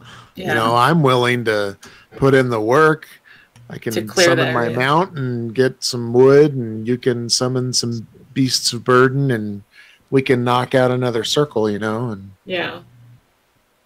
Just get a big wheelbarrow and Time is frozen, but not for the other people that are setting their staffs. yeah. So Right. on that note, did you want to investigate the grass a little bit? Yeah. Amethyst? yeah. Okay. I'll do it. Yeah, go ahead. You can and make assist it. me, Peach. Do a nature check with Absolutely. advantage. I'm a Padawan learner. So let me double check my thing is investigation. Yeah. So that's 17. Well, so I was saying nature, but Oh, nature. Oh, Yeah. well, shoot. oh. That's 29. Oh, seriously? Okay, yeah. Yeah. Yeah, 29. So what you recognize looking at the grass, and you realize that you're sort of unfreezing some small parts of it, just by kind of examining it. But you realize that, there was nothing physical that made the grass lie down. It seemed to just do it because it wanted to, which seems weird. Okay. And you get the sense that it's actually a little bit like you experienced when you were at the sort of guest house for the Fey Queen, right? That nature here in the Feywild has much more sort of a conscious will than plants in the material plane. And you got the feeling here that just like the trees and grasses sort of grew themselves into a house back there, you feel that that's kind of what has happened here, is through someone's intention. The grass has laid down voluntarily in order to clear a space. So would interacting with it be a nature or persuasion? I think maybe this is a job for Linamara. You could, I think that it would still, I'm trying to think, because, like, I mean, there's a spell that's designed for exactly this, right? Yeah. But Right. at the same time, I think I would allow you to make a nature check, not at advantage, to kind of, but what would you, like? So the goal is to basically move the party. Okay. Mm-hmm. And we feel like if we can get the physical party moved, the people will follow. Okay. So that's what we're trying to do. Right. So Obviously not without taking 3 hours in roleplay. back Right, channel, we were talking about using thaumaturgy to simulate the music, and she would summon some beasts to move the food tables or whatever. Whatever and the stuff we would is. kind of talk to each little grouping of people and find out what they're really looking for, like next in the party, and basically promise it to them at the next location to get them to all move, because then they're going to freeze in time over there, and then we're going to promise something different to somebody else and switch up. And I realized Archie, because Charisma's, his spell save or his spell casting ability, he's got a plus 11 to persuasion. Yeah. So just a reminder, though, that it's not like you have to just move them just over there. Like a whole. How far? What's this? We're talking about like a city's worth, right? Like the entire city. Like the city physically isn't going to be here, but that's how much space is going to be affected. And so you would guess that based on the size of the city with the tree that was floating in the astral sea, that you would need to move everybody probably a mile to be safe. What's our range of influence with our conscious thought to wake up a group? Like, how big of a group is that? You haven't really ever tested it. You guys have all kind of always been doing it like one or two at a time. Kind of want to test it. Because we don't know what to do until we know how many people we can get at one time. If we're doing ones and twos, it's going to be a year. How many people were there? And then at that point, it would be faster to get a wagon and physically load them in. Just like logs of wood. There's like 100 plus. Yeah, let's go find a wagon, man. I mean, I have plenty of critter. I could summon. I'd have to do the math. A very crazy number of giant owls and shit to just pick them up and take them somewhere. Well, remember too that like as you've experienced before, like anything that you're going to do that would influence like the placement or location of them will wake them up. So you're not literally moving statues. So they would wake up, be carried off by a giant eagle. Ha ha ha! Scream! Yeah. Another party game. The experience you've had so far of how everyone is startled when you wake them up, like imagine that times 10 over and over and over again for 100 plus people. Yeah. I wish we had the Sphinx. It seemed easier because it was just one. Do you try to see how many you can wake up? I do. Okay. I'm going to go to the edge of like the throng, right? And I'm just going to reach out as far as I can and see how far my influence goes. Okay. What are you doing? And I'm gonna try to use thaumaturgy to create an approximation of this music they made. Okay, I mean, you Make don't. it seem more natural. Oh, you're trying to what? Like make like the music that the guys were singing? Right. Just make it seem Okay, more natural. okay. That Like where? Sure. because we want. Yeah. Yeah. See if they just keep dancing. That'll let I us see thought the is to sphere of do influence. try to pull a Pied Piper and get Yeah, everybody yeah. mobile. No, I like that. Like, so where are you guys sort of in relationship to each other? Because if Amethyst is like off at like the edge of the circle, where are you? Yeah. I'll be near. Yeah, I want to Okay. be. Okay. Yeah, we're gonna stay together. Yeah. So I think as Amethyst kind of tries to, well, so first, Archie, make a performance check. I was expecting that one. He hasn't got to perform. I think in at so long. disadvantage because you're trying to replicate music from the way these three sort of party guys Described it. were describing Right. it. So with disadvantage, Oh shit! I was gonna hit him with It's- enhanced ability before we started. 11. No, is that 6? Yeah, that's a 6. 11. Yeah, I think you're getting what you think might be sort of the elevator Muzak version of whatever. Like it's music, but it's Right. yeah. Right. That's So- fair. This Gonna is just a notice test. for It's just a sure. test. This isn't the actual move. Okay, so So Amethyst, as you are kind of trying to open your awareness and focus your intention on the party, I think you're realizing that it's a little bit like opening a third eye in the sense that you sort of, now that you're focusing on it and you're concentrating on it, you do sort of feel like you can kind of sense where the different individuals are. Do go ahead and make a wisdom ability check for me, though.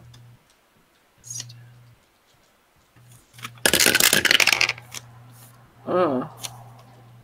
It's not a saving throw, it's an ability check. Correct. Bummer. That's 12. Okay. You are definitely, you're struggling a little bit. You feel like you need something to help you because it becomes too much noise. Like, you get the feeling that there's theoretically a possible way to do this, but honestly, if anything, maybe Archie's music is a little bit distracting. But yeah, you feel like you need something else to help you do this, but you think it could be done. Okay. Maybe if we concentrate together. Yeah, maybe it's, I love this. It sounds amazing. You know, that it's such a great song. But maybe instead, just like assist, or I don't know, would that be the thing to do, or maybe cast it Hey, yourself also? What You know, if we but- unfreeze them first? Maybe they'll keep playing on their own. Well, we that- can like move them around. That was one. Yeah, that was one of the ideas for moving everything. But totally, yeah. Do you want to go stand next to the instruments, Yeah. or we'll stand next to the instruments and then animate them? And Yeah. but even though, so I don't know that the music will help. That might be what, I don't know. Maybe if you just assist me, and we'll just see how far it goes, and then Sure. we can. Yeah, yeah, okay. yeah. All right. So let's do that. All right. So we'll just stay where we are and do that again. All the Hopefully. Whoville. All right. We'll concentrate. So you're doing this, like starting in the center where the instruments are, then, and Yeah. focus, like, okay, yeah. So you find actually that when you're right there, it's the instruments come easy, and they actually immediately start to play. And here's the thing: both of you feel a little bit of a magical influence, like flow around you like water from a stream. Like, it doesn't affect you. But I think, Archie, you register that it's your aura protecting you. Ah, yeah. But as this music begins to play, and it's pretty catchy. It's a very sort of bouncy, joyful rhythm, you know, like that sort of thing. But as it starts to play, all of a sudden, expanding your intention to the rest of the party is just, it's easy after that. And almost immediately, the whole party around you is in full force. Woo! All right, so let's cut over to Cat and Cadence at the material plane. The Sphinx, if he is at all irritated that you knew his riddle already, does not show it. Instead, simply rumbles and says, "That is correct. And for the second riddle, reaching stiffly for the sky, I bare my fingers when it's cold.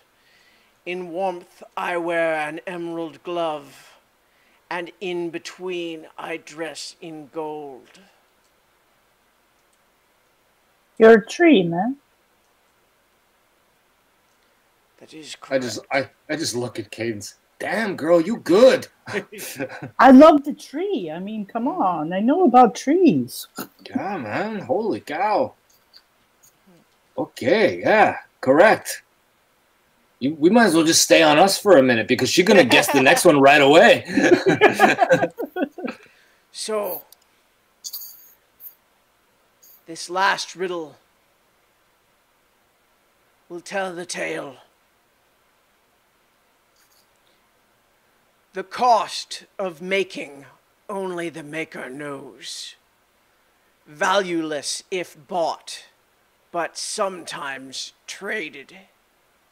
A poor man may give one as easily as a king. When one is broken, pain and deceit are assured.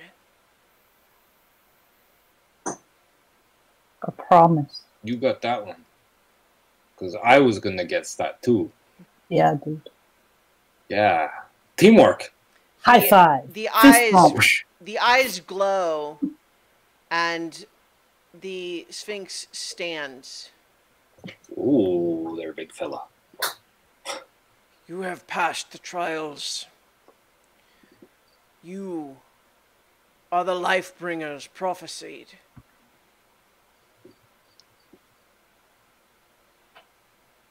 So What does that happens? mean? What happens now? This is something that I have made my life's purpose, to follow on a vision given by my mother and her father before her. This is a vision passed down since this place became what it is now, so that it can be once more what it was. The two of you from this place will return to it once more.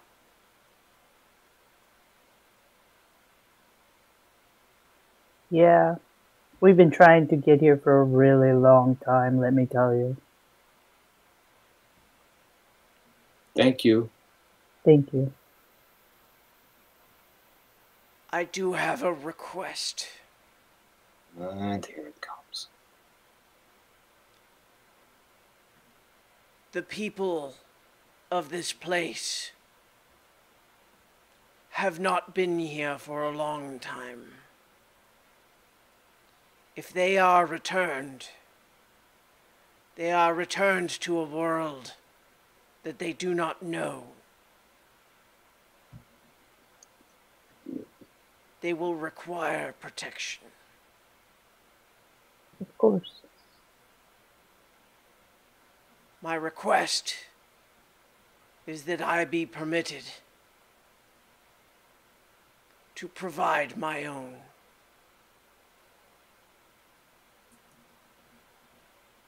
What did you have in mind?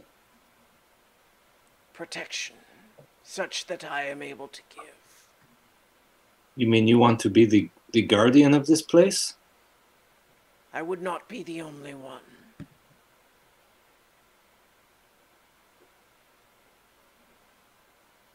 How many are we talking? Like, it's a big city, but... Perhaps my ponderous language is making my request sound more complicated than my intent. Yes, I get the feeling that's exactly what's happening. I am asking if this place that I have seen only in prophecy may be my home, so that I might protect the vision once it is manifest. Absolutely. Now you're talking. Absolutely. But for a little while, until we move it back, we're definitely going to need you to move about a mile away. But then when it's back, you can come back. Like, you're totally welcome to come back. And when everything is back in place, I really want to sit down and talk to you about your whole journey, because it sounds really, really interesting to me. Absolutely. It's a big city. You got to give it a wide berth. We don't want it to fall on top of you. It gives like this slow, solemn nod, and it's almost like a little bow with its like lion, forelegs. And then it starts to turn and its wings unfold like it's going to fly away. And then it just briefly looks back. And Ket, you get a sense it's like looking at your wings like, that's, well, okay, that's fine. And then it flies away. I got you, man. All right. So, well done. You guys got those riddles really fast. I used to study riddles a lot. Well, good. It was fortunate then that you guys you chose the right. We chose the right the right path. challenge. Yeah. Yeah. Didn't have to give hints or anything. No, she's really good at riddles, man. All right. Back in the Shadowfell. Mugen, Alaric, Nira, you are totally blinded. You are completely immobilized, and you cannot breathe. Oh. Must be Tuesday. What is about it? As far as you can tell, you're like completely submerged in like solid tar or something. So, are we suffocating and or do we just we don't seem to be breathing anymore? No, you are like you have taken a breath and are now underwater. So, does this ring of free action help me with this at all? No? Yes. Read to me what it says. While you wear this ring, difficult terrain doesn't cost you extra movement. In addition, magic can neither reduce your speed nor cause you to be paralyzed or restrained. Then yes. You find that you were sort of pulled inside. You didn't actually even resist it. And so you find yourself in this situation, but then with the sort of glow, you feel some warmth on your finger where that ring is, and you realize that you can choose to move at will. You still can't see anything, and you know there's no air in here, but you are not immobilized. Okay.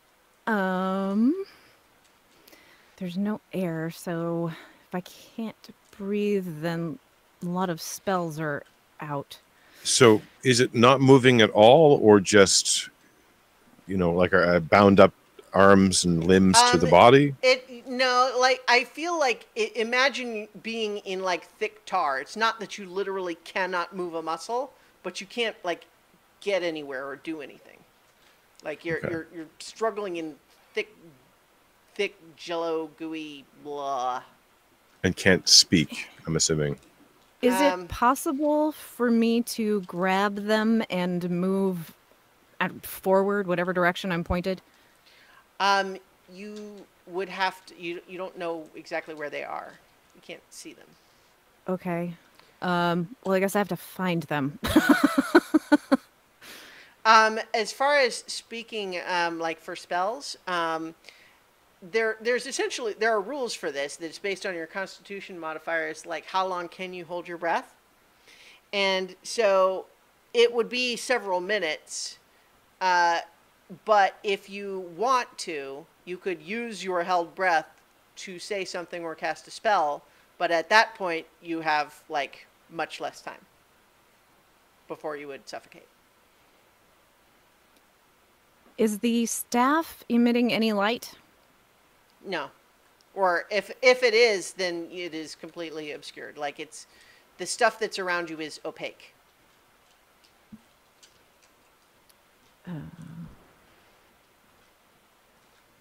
Yeah, I'm gonna move around and see if I can feel them at all. Just kind of like explore my immediate area. Sure, Like, sure. Let's say, go ahead and make investigation. I think that makes sense. not my best. Oh. That's a 14. Okay. I feel like at some point you get, you don't find them, but you wave your hand and you feel your fingertips like briefly emerge from, like you can feel them in air. Like, so you know that like there is out. Okay, I'm gonna go that way. Okay. And see I want to see what I'm dealing with. All right. I'm going to see if I can get an assist from the natural weather overhead, which Okay. is rumbling like mad. And I'm going to cast Thunder Wave. Okay. All right. I don't think it was thundering out there, but that wouldn't prevent you from casting. No, it's thundering here, Oh. like where I am. There's I see. a severe Okay. thunderstorm warning over the city right now. All right. Yeah. All right. Yeah. So, Nira, first, you go ahead and like make your way out, and then you sort of slip out onto your feet outside of this, and you realize you're actually like you're not even on the same side of this thing that you were, but you are out of it, and you land on your feet, kind of turn around and look, and like where you just came out just looks like solid stone. Alaric, you cast Thunderwave. Is that one that requires you to sort of use your breath? Yes, it does. Okay. So go ahead and roll the damage for it. Okay.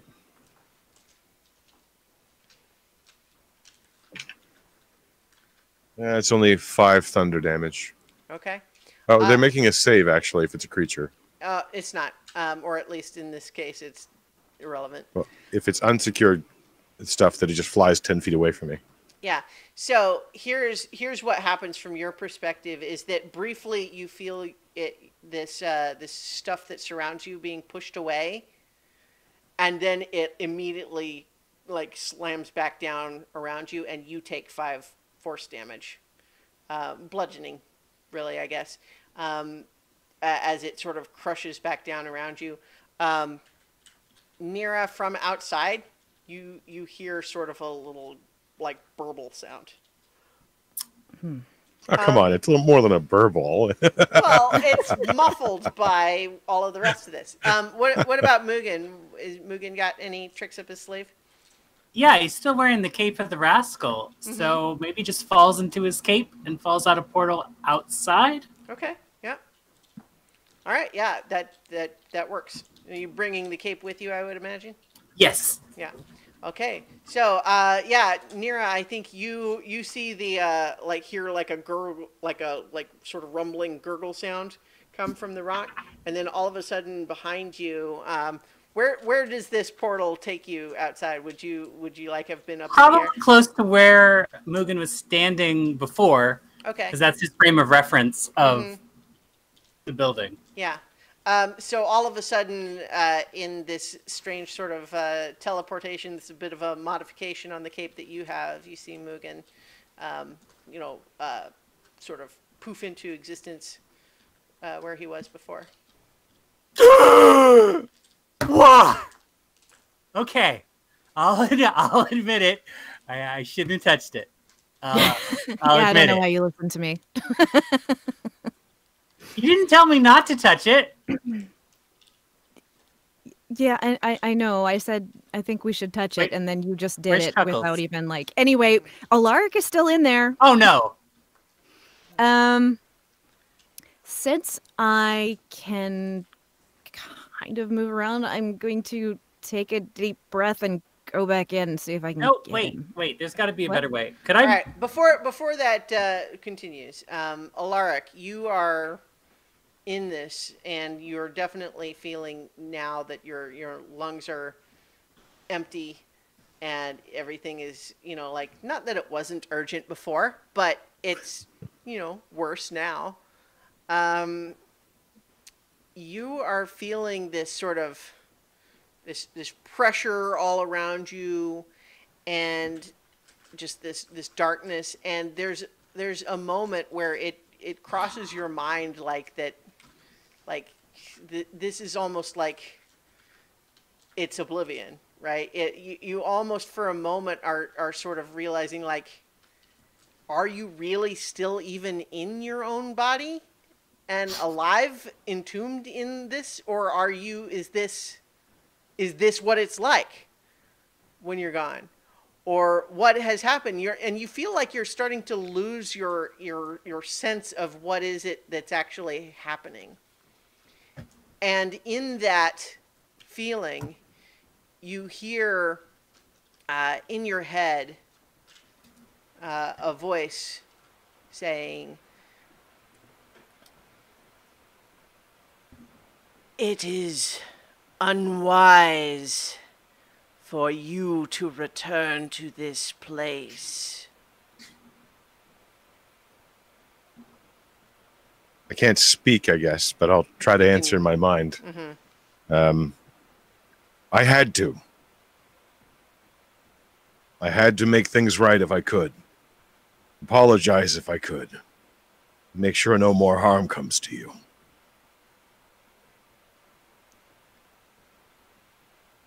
I don't believe that harm coming to me is your intention. You have another goal. But I sense in you the regret. And this pleases me. What if I were to tell you that the price of accomplishing the goal that you came here to do was your life, and further, your soul's eternal presence in this place as my subject? I would definitely feel more regret that I would have to harm you.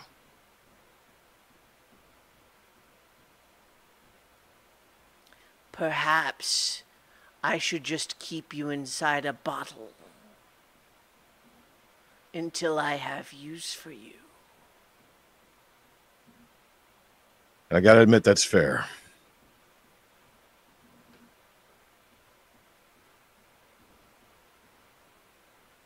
You threaten me.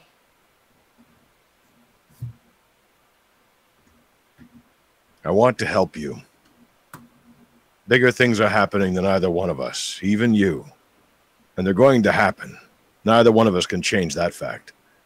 But we can change the fact that you won't be in the middle of getting harmed when it does. So, outside of this, Nira, Mugen, what are you doing? Let me try to send Mage Hand into the thing. Okay. Right? It's not me. Should be fine. I think the Mage Hand, won't go through it. It's like it's actually stone for the Mage Hand. All right. What was your idea? Well, with my ring, I can just go in. I can't breathe, but I can go in and see if I can find him and pull him out. I feel like we should have a safety tether just in case. That works okay. Just go. We're running out of time. He's probably suffocating. As you are having this conversation, now you hear in your heads this voice saying,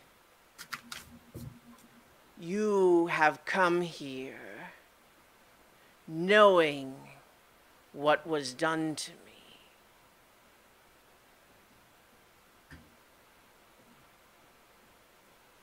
How did this not feel foolish to you?"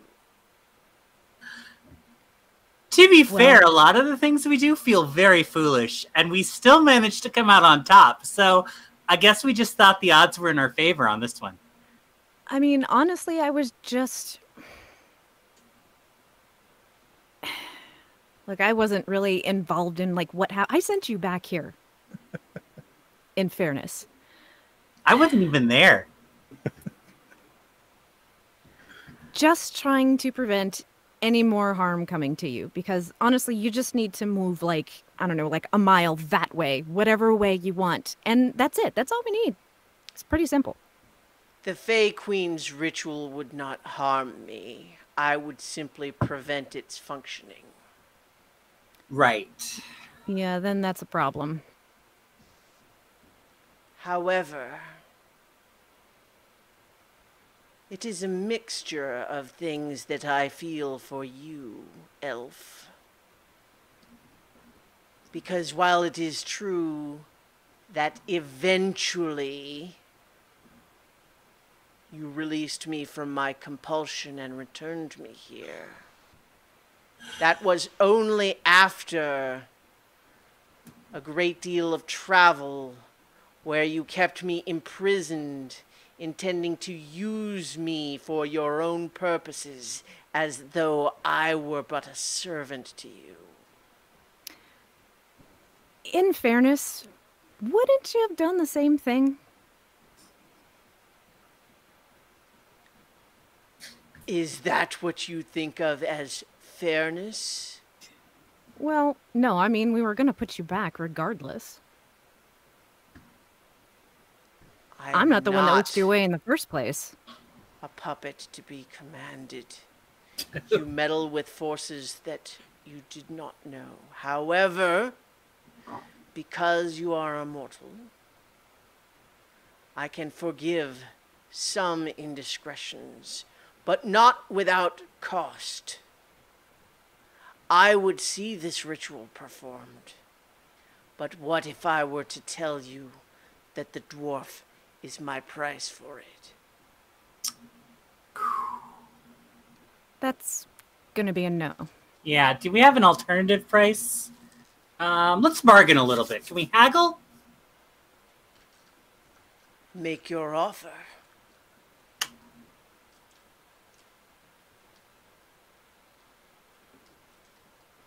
Well, you would have a lovely new decoration for this amazing landscape you've got.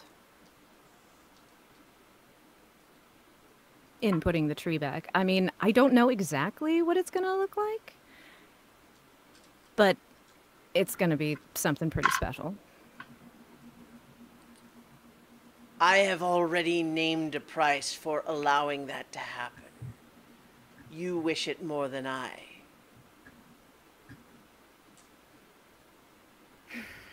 Present me with something else. Bargain for the dwarf.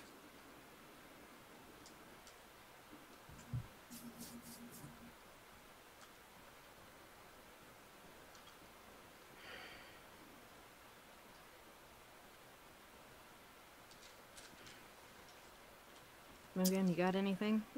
So how Yeah, about I'm we thinking take, about it. oh, well, unless you have something right away, I was going to say we can cut over to Amethyst and Araki. Yeah, I got something. Okay. Right, and we can cut after this. Sure. Because this is a good cliffhanger moment. Okay. But tell me, are you familiar with the shell game? That's an excellent place to cut. So let's go over to Amethyst and Otterkey, where the party is now in full swing. The music is cheerful and bouncy. It's got a good beat. You can dance to it. The food looks lovely. People are having a great time. But here's the thing. Due to Otterkey's aura that prevents the two of you, makes you immune to any charm effect, you, other than hearing the music, are not subject to the magical effect that it is clearly having on everyone else here. While I'm in his aura. Yes. Now, I think also that it occurs to both of you that it puts the revelers who look like their clothing is like, ratty and worn and torn and everything, it puts that in a little bit of a different context. Yeah. And in fact, I think now that you're sort of seeing it with slightly fresh eyes, you're realizing that there are a lot of people who look like thin, like there's food, but like they're dancing all the time. You get the sense that like this is compulsion, not like perhaps they are enjoying themselves while under this compulsion, but they are not free to leave. Mm-hmm. So, Archie, they don't look like they're really having fun, do they? No, I think. So I will counter. They do look like they're having fun. Well, like, right, but I mean, they don't look experience. physically like their bodies are enjoying. I don't the fun think they're we're having. seeing. I don't think we're seeing informed consent. Right. Yes, exactly. So Exactly. it's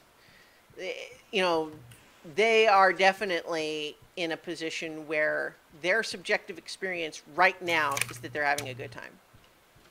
But were they to be given the opportunity to be free of that influence for a moment, you don't know that they would have chosen this.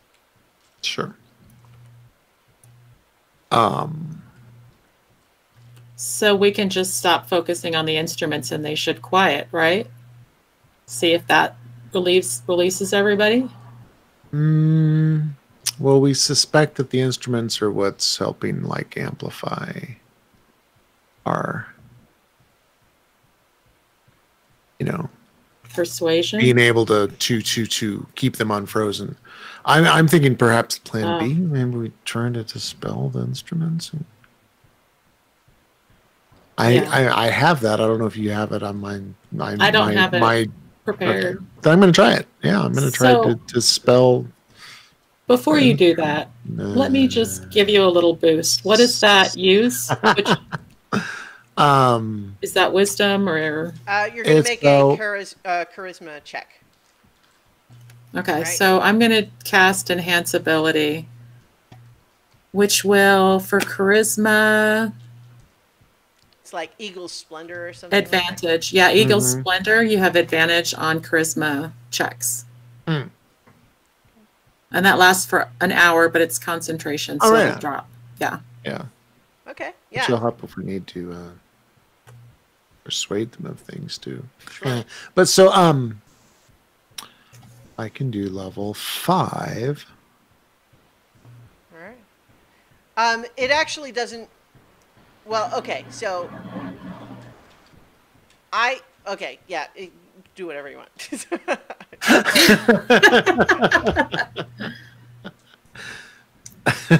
I'm just trying to think I was initially thinking it doesn't make any difference, but that's not actually quite true. Gotcha. So it would be a level 5 to try to dispel the magic of the instruments. Okay. You do need to make a charisma check, but you do so with advantage. Gotcha. Sweet.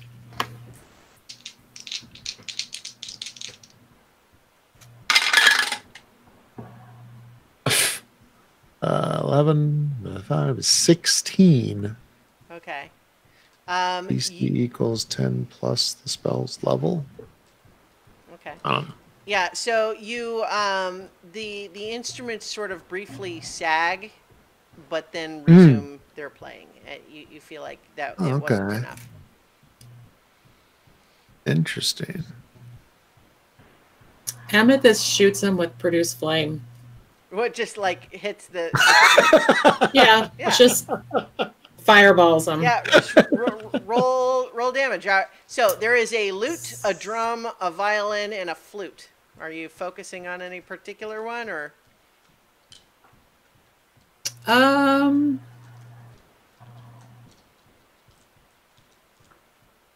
Dead center. Well, no, I guess not in the middle. The lute. Let's say the lute. Sure. Go ahead and roll damage for it. I'll just click it. You know what? Let's not waste time. You blow up a lute with. It's fine. Yeah, kapoing! The strings break and go everywhere as the lute is blown apart by your spell and collapse. The pieces collapse, smoldering to the grass. Fun. And Your so turn, Archie. the music no longer has the lute component. Cost me nothing to find out that was possible. Right? Yeah. I mean, I would probably Archie'd probably pull out his sword and just cleave through everything. Go ham. So that is effective on the violin and the drum, but the flute is not damaged by your sword. It is briefly knocked to the ground, and the music is briefly interrupted. And there's a moment where you see everyone, like at the party, stagger. But then the flute rises back up to where it was and continues playing. But now it's just the flute. Gotcha. Oh, duh. Wait. Do I have... Oh, no, that was his other ability. Do you want me to hit it with Produce Flame again?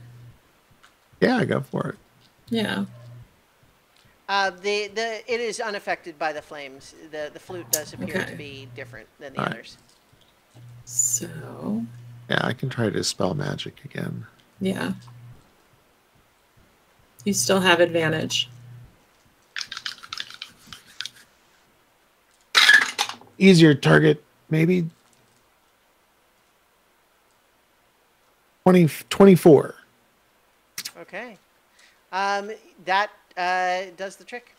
You feel your magic take hold and unweave the threads of the enchantment that kept this flute aloft and playing its insidious melody. The flute drops to the ground inert, and everybody at the party just collapses.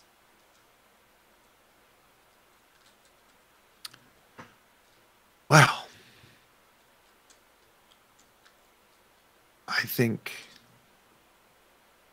Oh, you muted, babe. Well, that sucks. Amethyst was asking to herself, but she'll say it out loud now. Ask if anybody needs aid or help, if everybody's okay. At least at first glance, everybody appears at best unconscious. Unconscious. Well, okay. I'm not saying mechanically they're at 0 like exhausted, and making death saving throws. I'm saying that they are not responsive to your call. Holy shit. Where's the cleric when you need her? Wow. All right. Well, let's see. I mean, you can rush over to some of them and see. Absolutely. I'm saying what happens is they all just collapse to the ground, and then you say, "Hey, is everyone okay?" They don't answer. That's all. Right. Yeah. So I'm going to check out the people closest to me. Okay. They do seem to just be like they're utterly exhausted and like non-responsive, but they are breathing. Okay. So I'm gonna see if anybody is like they're not responsive. I don't know. What do you want to do, Chooch? They don't appear. I guess do I need to do a medicine check to see if there's any other effects on them magic wise or no? I think. I mean, you can do a medicine check. Sure. Let me do that. Medicine check. Yeah, I think they're just exhausted. So that's a 29. Yeah, you have the feeling that it literally does just seem to be that, like, the magic of this is kind of feeding on them. Okay. And it was kind of using...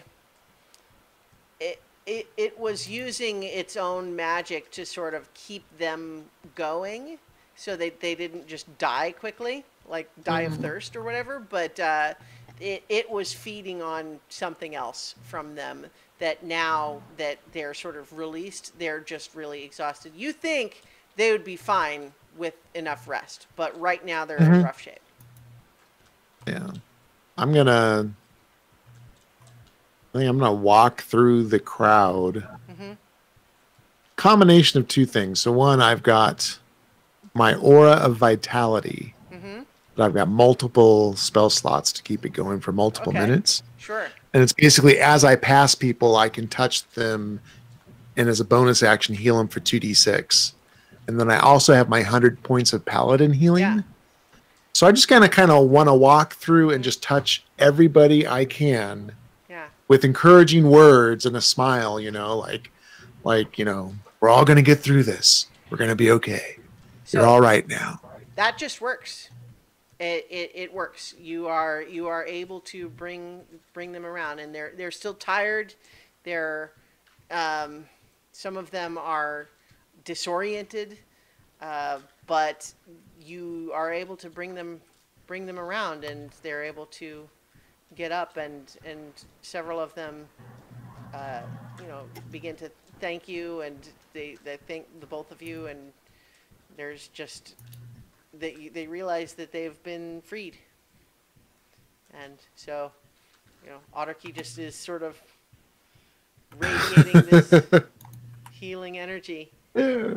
Water skins and Good berries and there was food at the party and stuff like that, right? So people. Well, yeah. Although you see now that the spell is broken, the food seems to be sort of rapidly disintegrating. Aww. Yeah. Well, it was part of this. It was part of the whole. Sure. Yeah. So, so she's throwing out good berries like beads at Mardi Gras.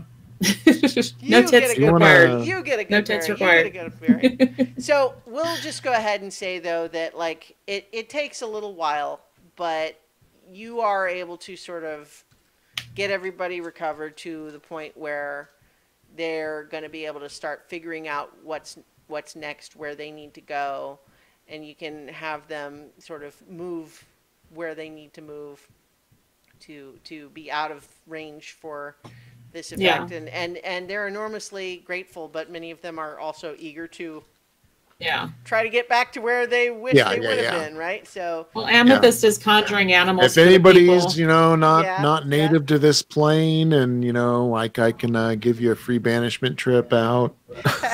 Yeah, I've got cruise that can transport. We've got things we can taxi bot people out.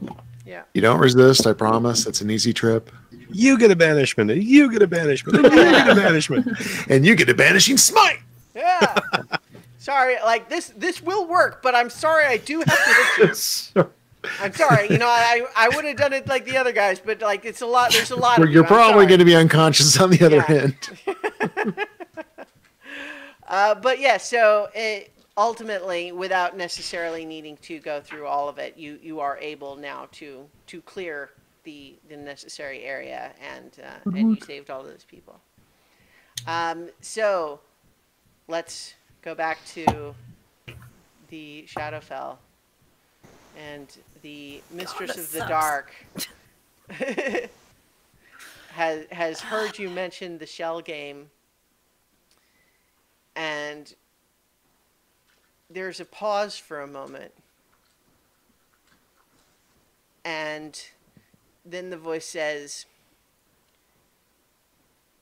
"You who wear Hu Li Jing's mantle would seek to deceive a goddess with tricks such as these?" Not. I'm not talking about tricks or deceptions. I'm talking about wagers, about bets, about games, about thrills and chills. I'm talking about the possibility, on the one hand, of us taking Alaric back with us. I used your real name, Chuckles. I hope you're happy if you could hear me. Never happens. And you staying out of the way of the spell that the Fey Queen needs to cast. On the other hand, you get all three of us. You don't have to do anything as far as the spell goes. That comes here, you can fuck with it all you want. Probably doesn't say that. He probably says something a little more snazzy. It's late.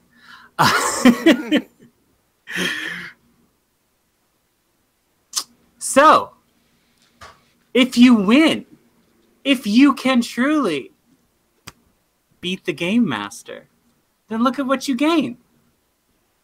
But of course, if you lose, then we get to go, all three of us, and we don't have to worry about you messing things up in the future.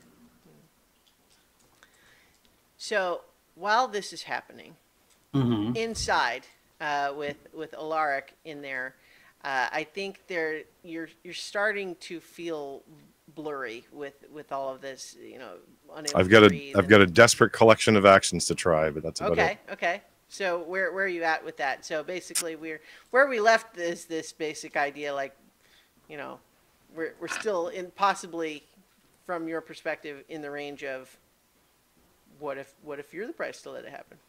Yep. I summon the axe. Okay. Shouldn't be a surprise. I reach deep into a pocket. It's kind of awkward because of the way he's being held, but he does kind of reach in until he finds the jagged pieces he was looking for. Those somewhat uninteresting to most people, not high quality amethyst pieces he picked up in the dragon's pile. Pulls them out and taps the axe against them to summon Rocky right beside him. Okay. Yeah. Because at least once in this game, this guy's got to be useful for something. So it's basically trying to communicate to Rocky at this point, get me out of here. Gosh. I think that works. Because the earth elemental can move through stone, right? I mean, non-magical, unworked earth and stone. Yeah. That's the earth glide. He doesn't disturb it, but he can just burrow. You know what? Okay. Because it's not like it literally gets you completely out of this whole situation. I think that Rocky appears and sort of grabs onto you and starts pulling you out. And gosh, I'm trying not to disrupt this whole scene a little bit too much, but no, so I feel like, yeah, Rocky. I mean, Rocky's not fast. Yeah, no, Rocky pulls you out of the thing, and so I think the Nira and Mugen see an earth elemental emerge from the side of this thing, dragging Alaric with it. Coughing and sputtering. Yeah. Oh, thank you, Shama. The wager is accepted. Oh, no. What now? I'm going to need some sort of face or physical presence if we're going to do this proper, like, you understand. There is a moment that I don't want to tell you how your character feels exactly. but you're gonna. But what I want to convey is what you perceive, and then you can make your own decision about how Mugen feels about it. What you have a sudden realization of is that the inky blackness of the sky is, in fact, the Mistress of the Dark's face. Sure. And you feel it leaning close. Yeah. Well, Mugen is a professional, so he's not letting this shatter his poker face. But he is just a little terrified, yes. So I'm going to set kind of a shaky hand on Mugen's shoulder as I kind of look around, a little wide-eyed, but not saying anything. And I will just quietly cast guidance. Because I have no idea what else to do here. All right. Let's do the shell game. Let's do this. All right. So how do you feel, Alaric, seeing this happen as you've come out and now you see Mugen breaking out the shell game? I mean, part of him is still kind of stuck in the mud. He's Oh yeah, muttering. I'm in the mud. Well, no, I mean Alaric is. Oh, Yeah. He's casting prestidigitation just to clean off his mouth so he can speak clearly. But he has no idea what's going on because there was something about a wager, and yeah. he doesn't know anything about that. But Mugen's involved, so it can't be good. Now, this is not the special magical one because we're not trying to magic her. Right. This is an actual just run-of-the-mill shell game. Yeah. Can't look. What are you doing? I think it follows the same rules, though. My dexterity versus her wisdom.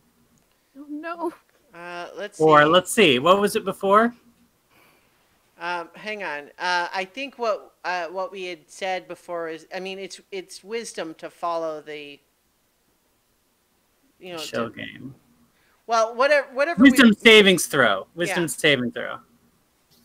Yeah. Hang on. I'm pulling up some stuff. Okay. I mean, I'm open to another idea. I'm just trying to decide what the what number to use for their. You know what? Hang on. The smaller one. I have stats that I've. I have stats that I've previously used. Just to be fair about it. In the meantime, Alaric would be hollering over, "What's going on?" She won't listen to reason. Nope. No one does. She'll probably listen to realize pain. this by now. Okay. She'll probably respond to pain. Nope. Listen, let me handle this. This is the only thing I'm good at. Okay. You're joking. Okay. All right. So for like the first time ever, y'all gonna see me pray. So wait, no. So it wouldn't be a wisdom saving throw. Okay, what would it be? Because you're not using magic. No. Right? So it would be perception. Perception. Yeah. Which is a better stat. But better for me or better for her? Well, better for her. Ah.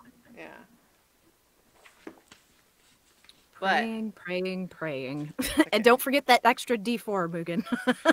That's right. Don't want to forget that. Rolling Mugen's sleight of hand. So what is physically happening right now? I've got a small table with the shell game in front of me. Legs are sinking into the mud. Yeah, everything's sinking into the swamp. Yeah. Because I have not reformed the cloud. And I'm just saying, this is for all the marbles, Alaric. We're, What are you doing?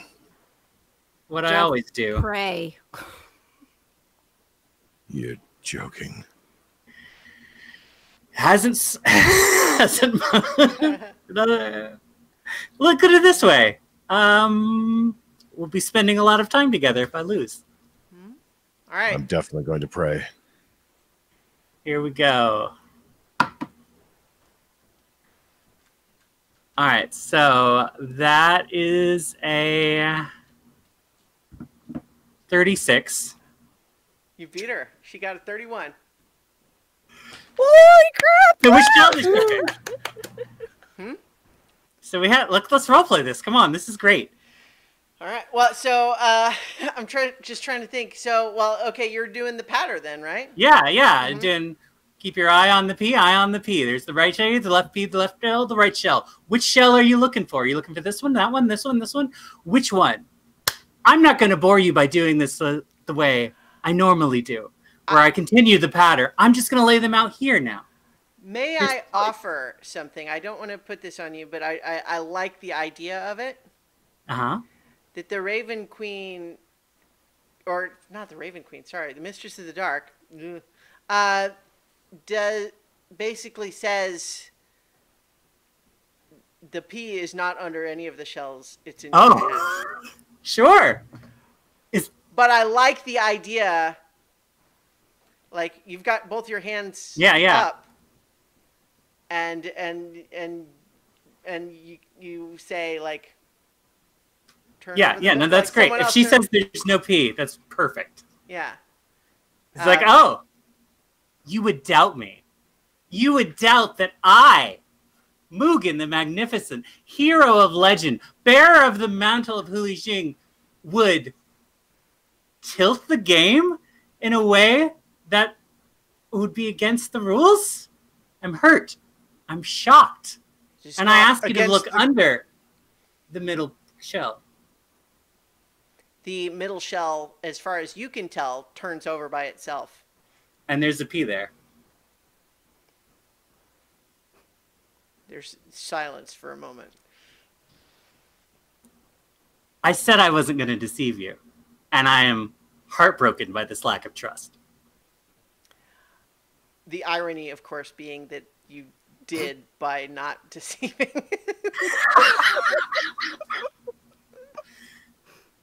The assumption being that you would, and then you didn't, and it's like, clearly I cannot choose the wine in front of me. Right. Oh, yeah. Yeah.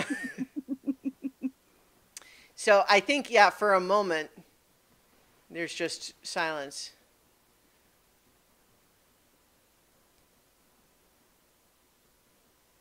Well played. Thank you. The Mistress of the Dark honors bargains made. This is powerful magic that the three of you engage with, and powerful forces that you meddle with, that you imperfectly understand. Proceed in your journey, and you will do so unobstructed by my magic. But do not return to my domain. I think that's fair. I mean, interfering and stuff way beyond us seems to be our curse. Good luck. And you just don't hear anything. Oh gosh, I can't believe that worked. I'm not entirely sure it did, but I'm going to accept it as it is. Is he Mugen, saying thank are you a again? treasure. I You plant are the a staff. treasure. All right. So, in the Feywild, you plant the staff? I would assume so, having saved Yep. everyone. Yep. Once there's everybody safe away. In the prime material plane, you plant the staff. Yes. Yes. In the Shadowfell, you have planted the staff. Yep.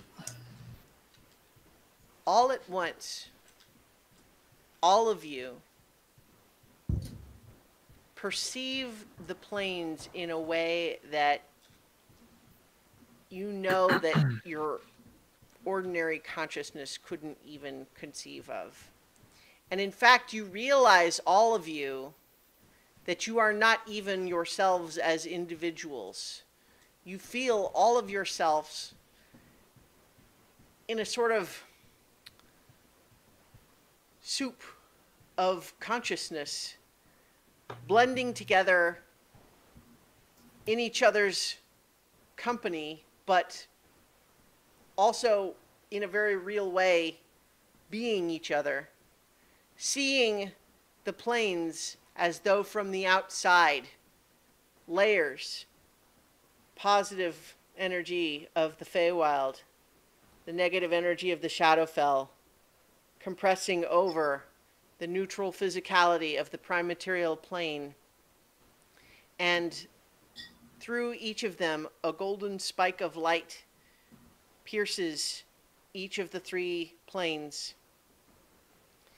And then, coming into material form from out of silvery mist that had existed all around you, you see in each of these three planes a city and an enormous tree.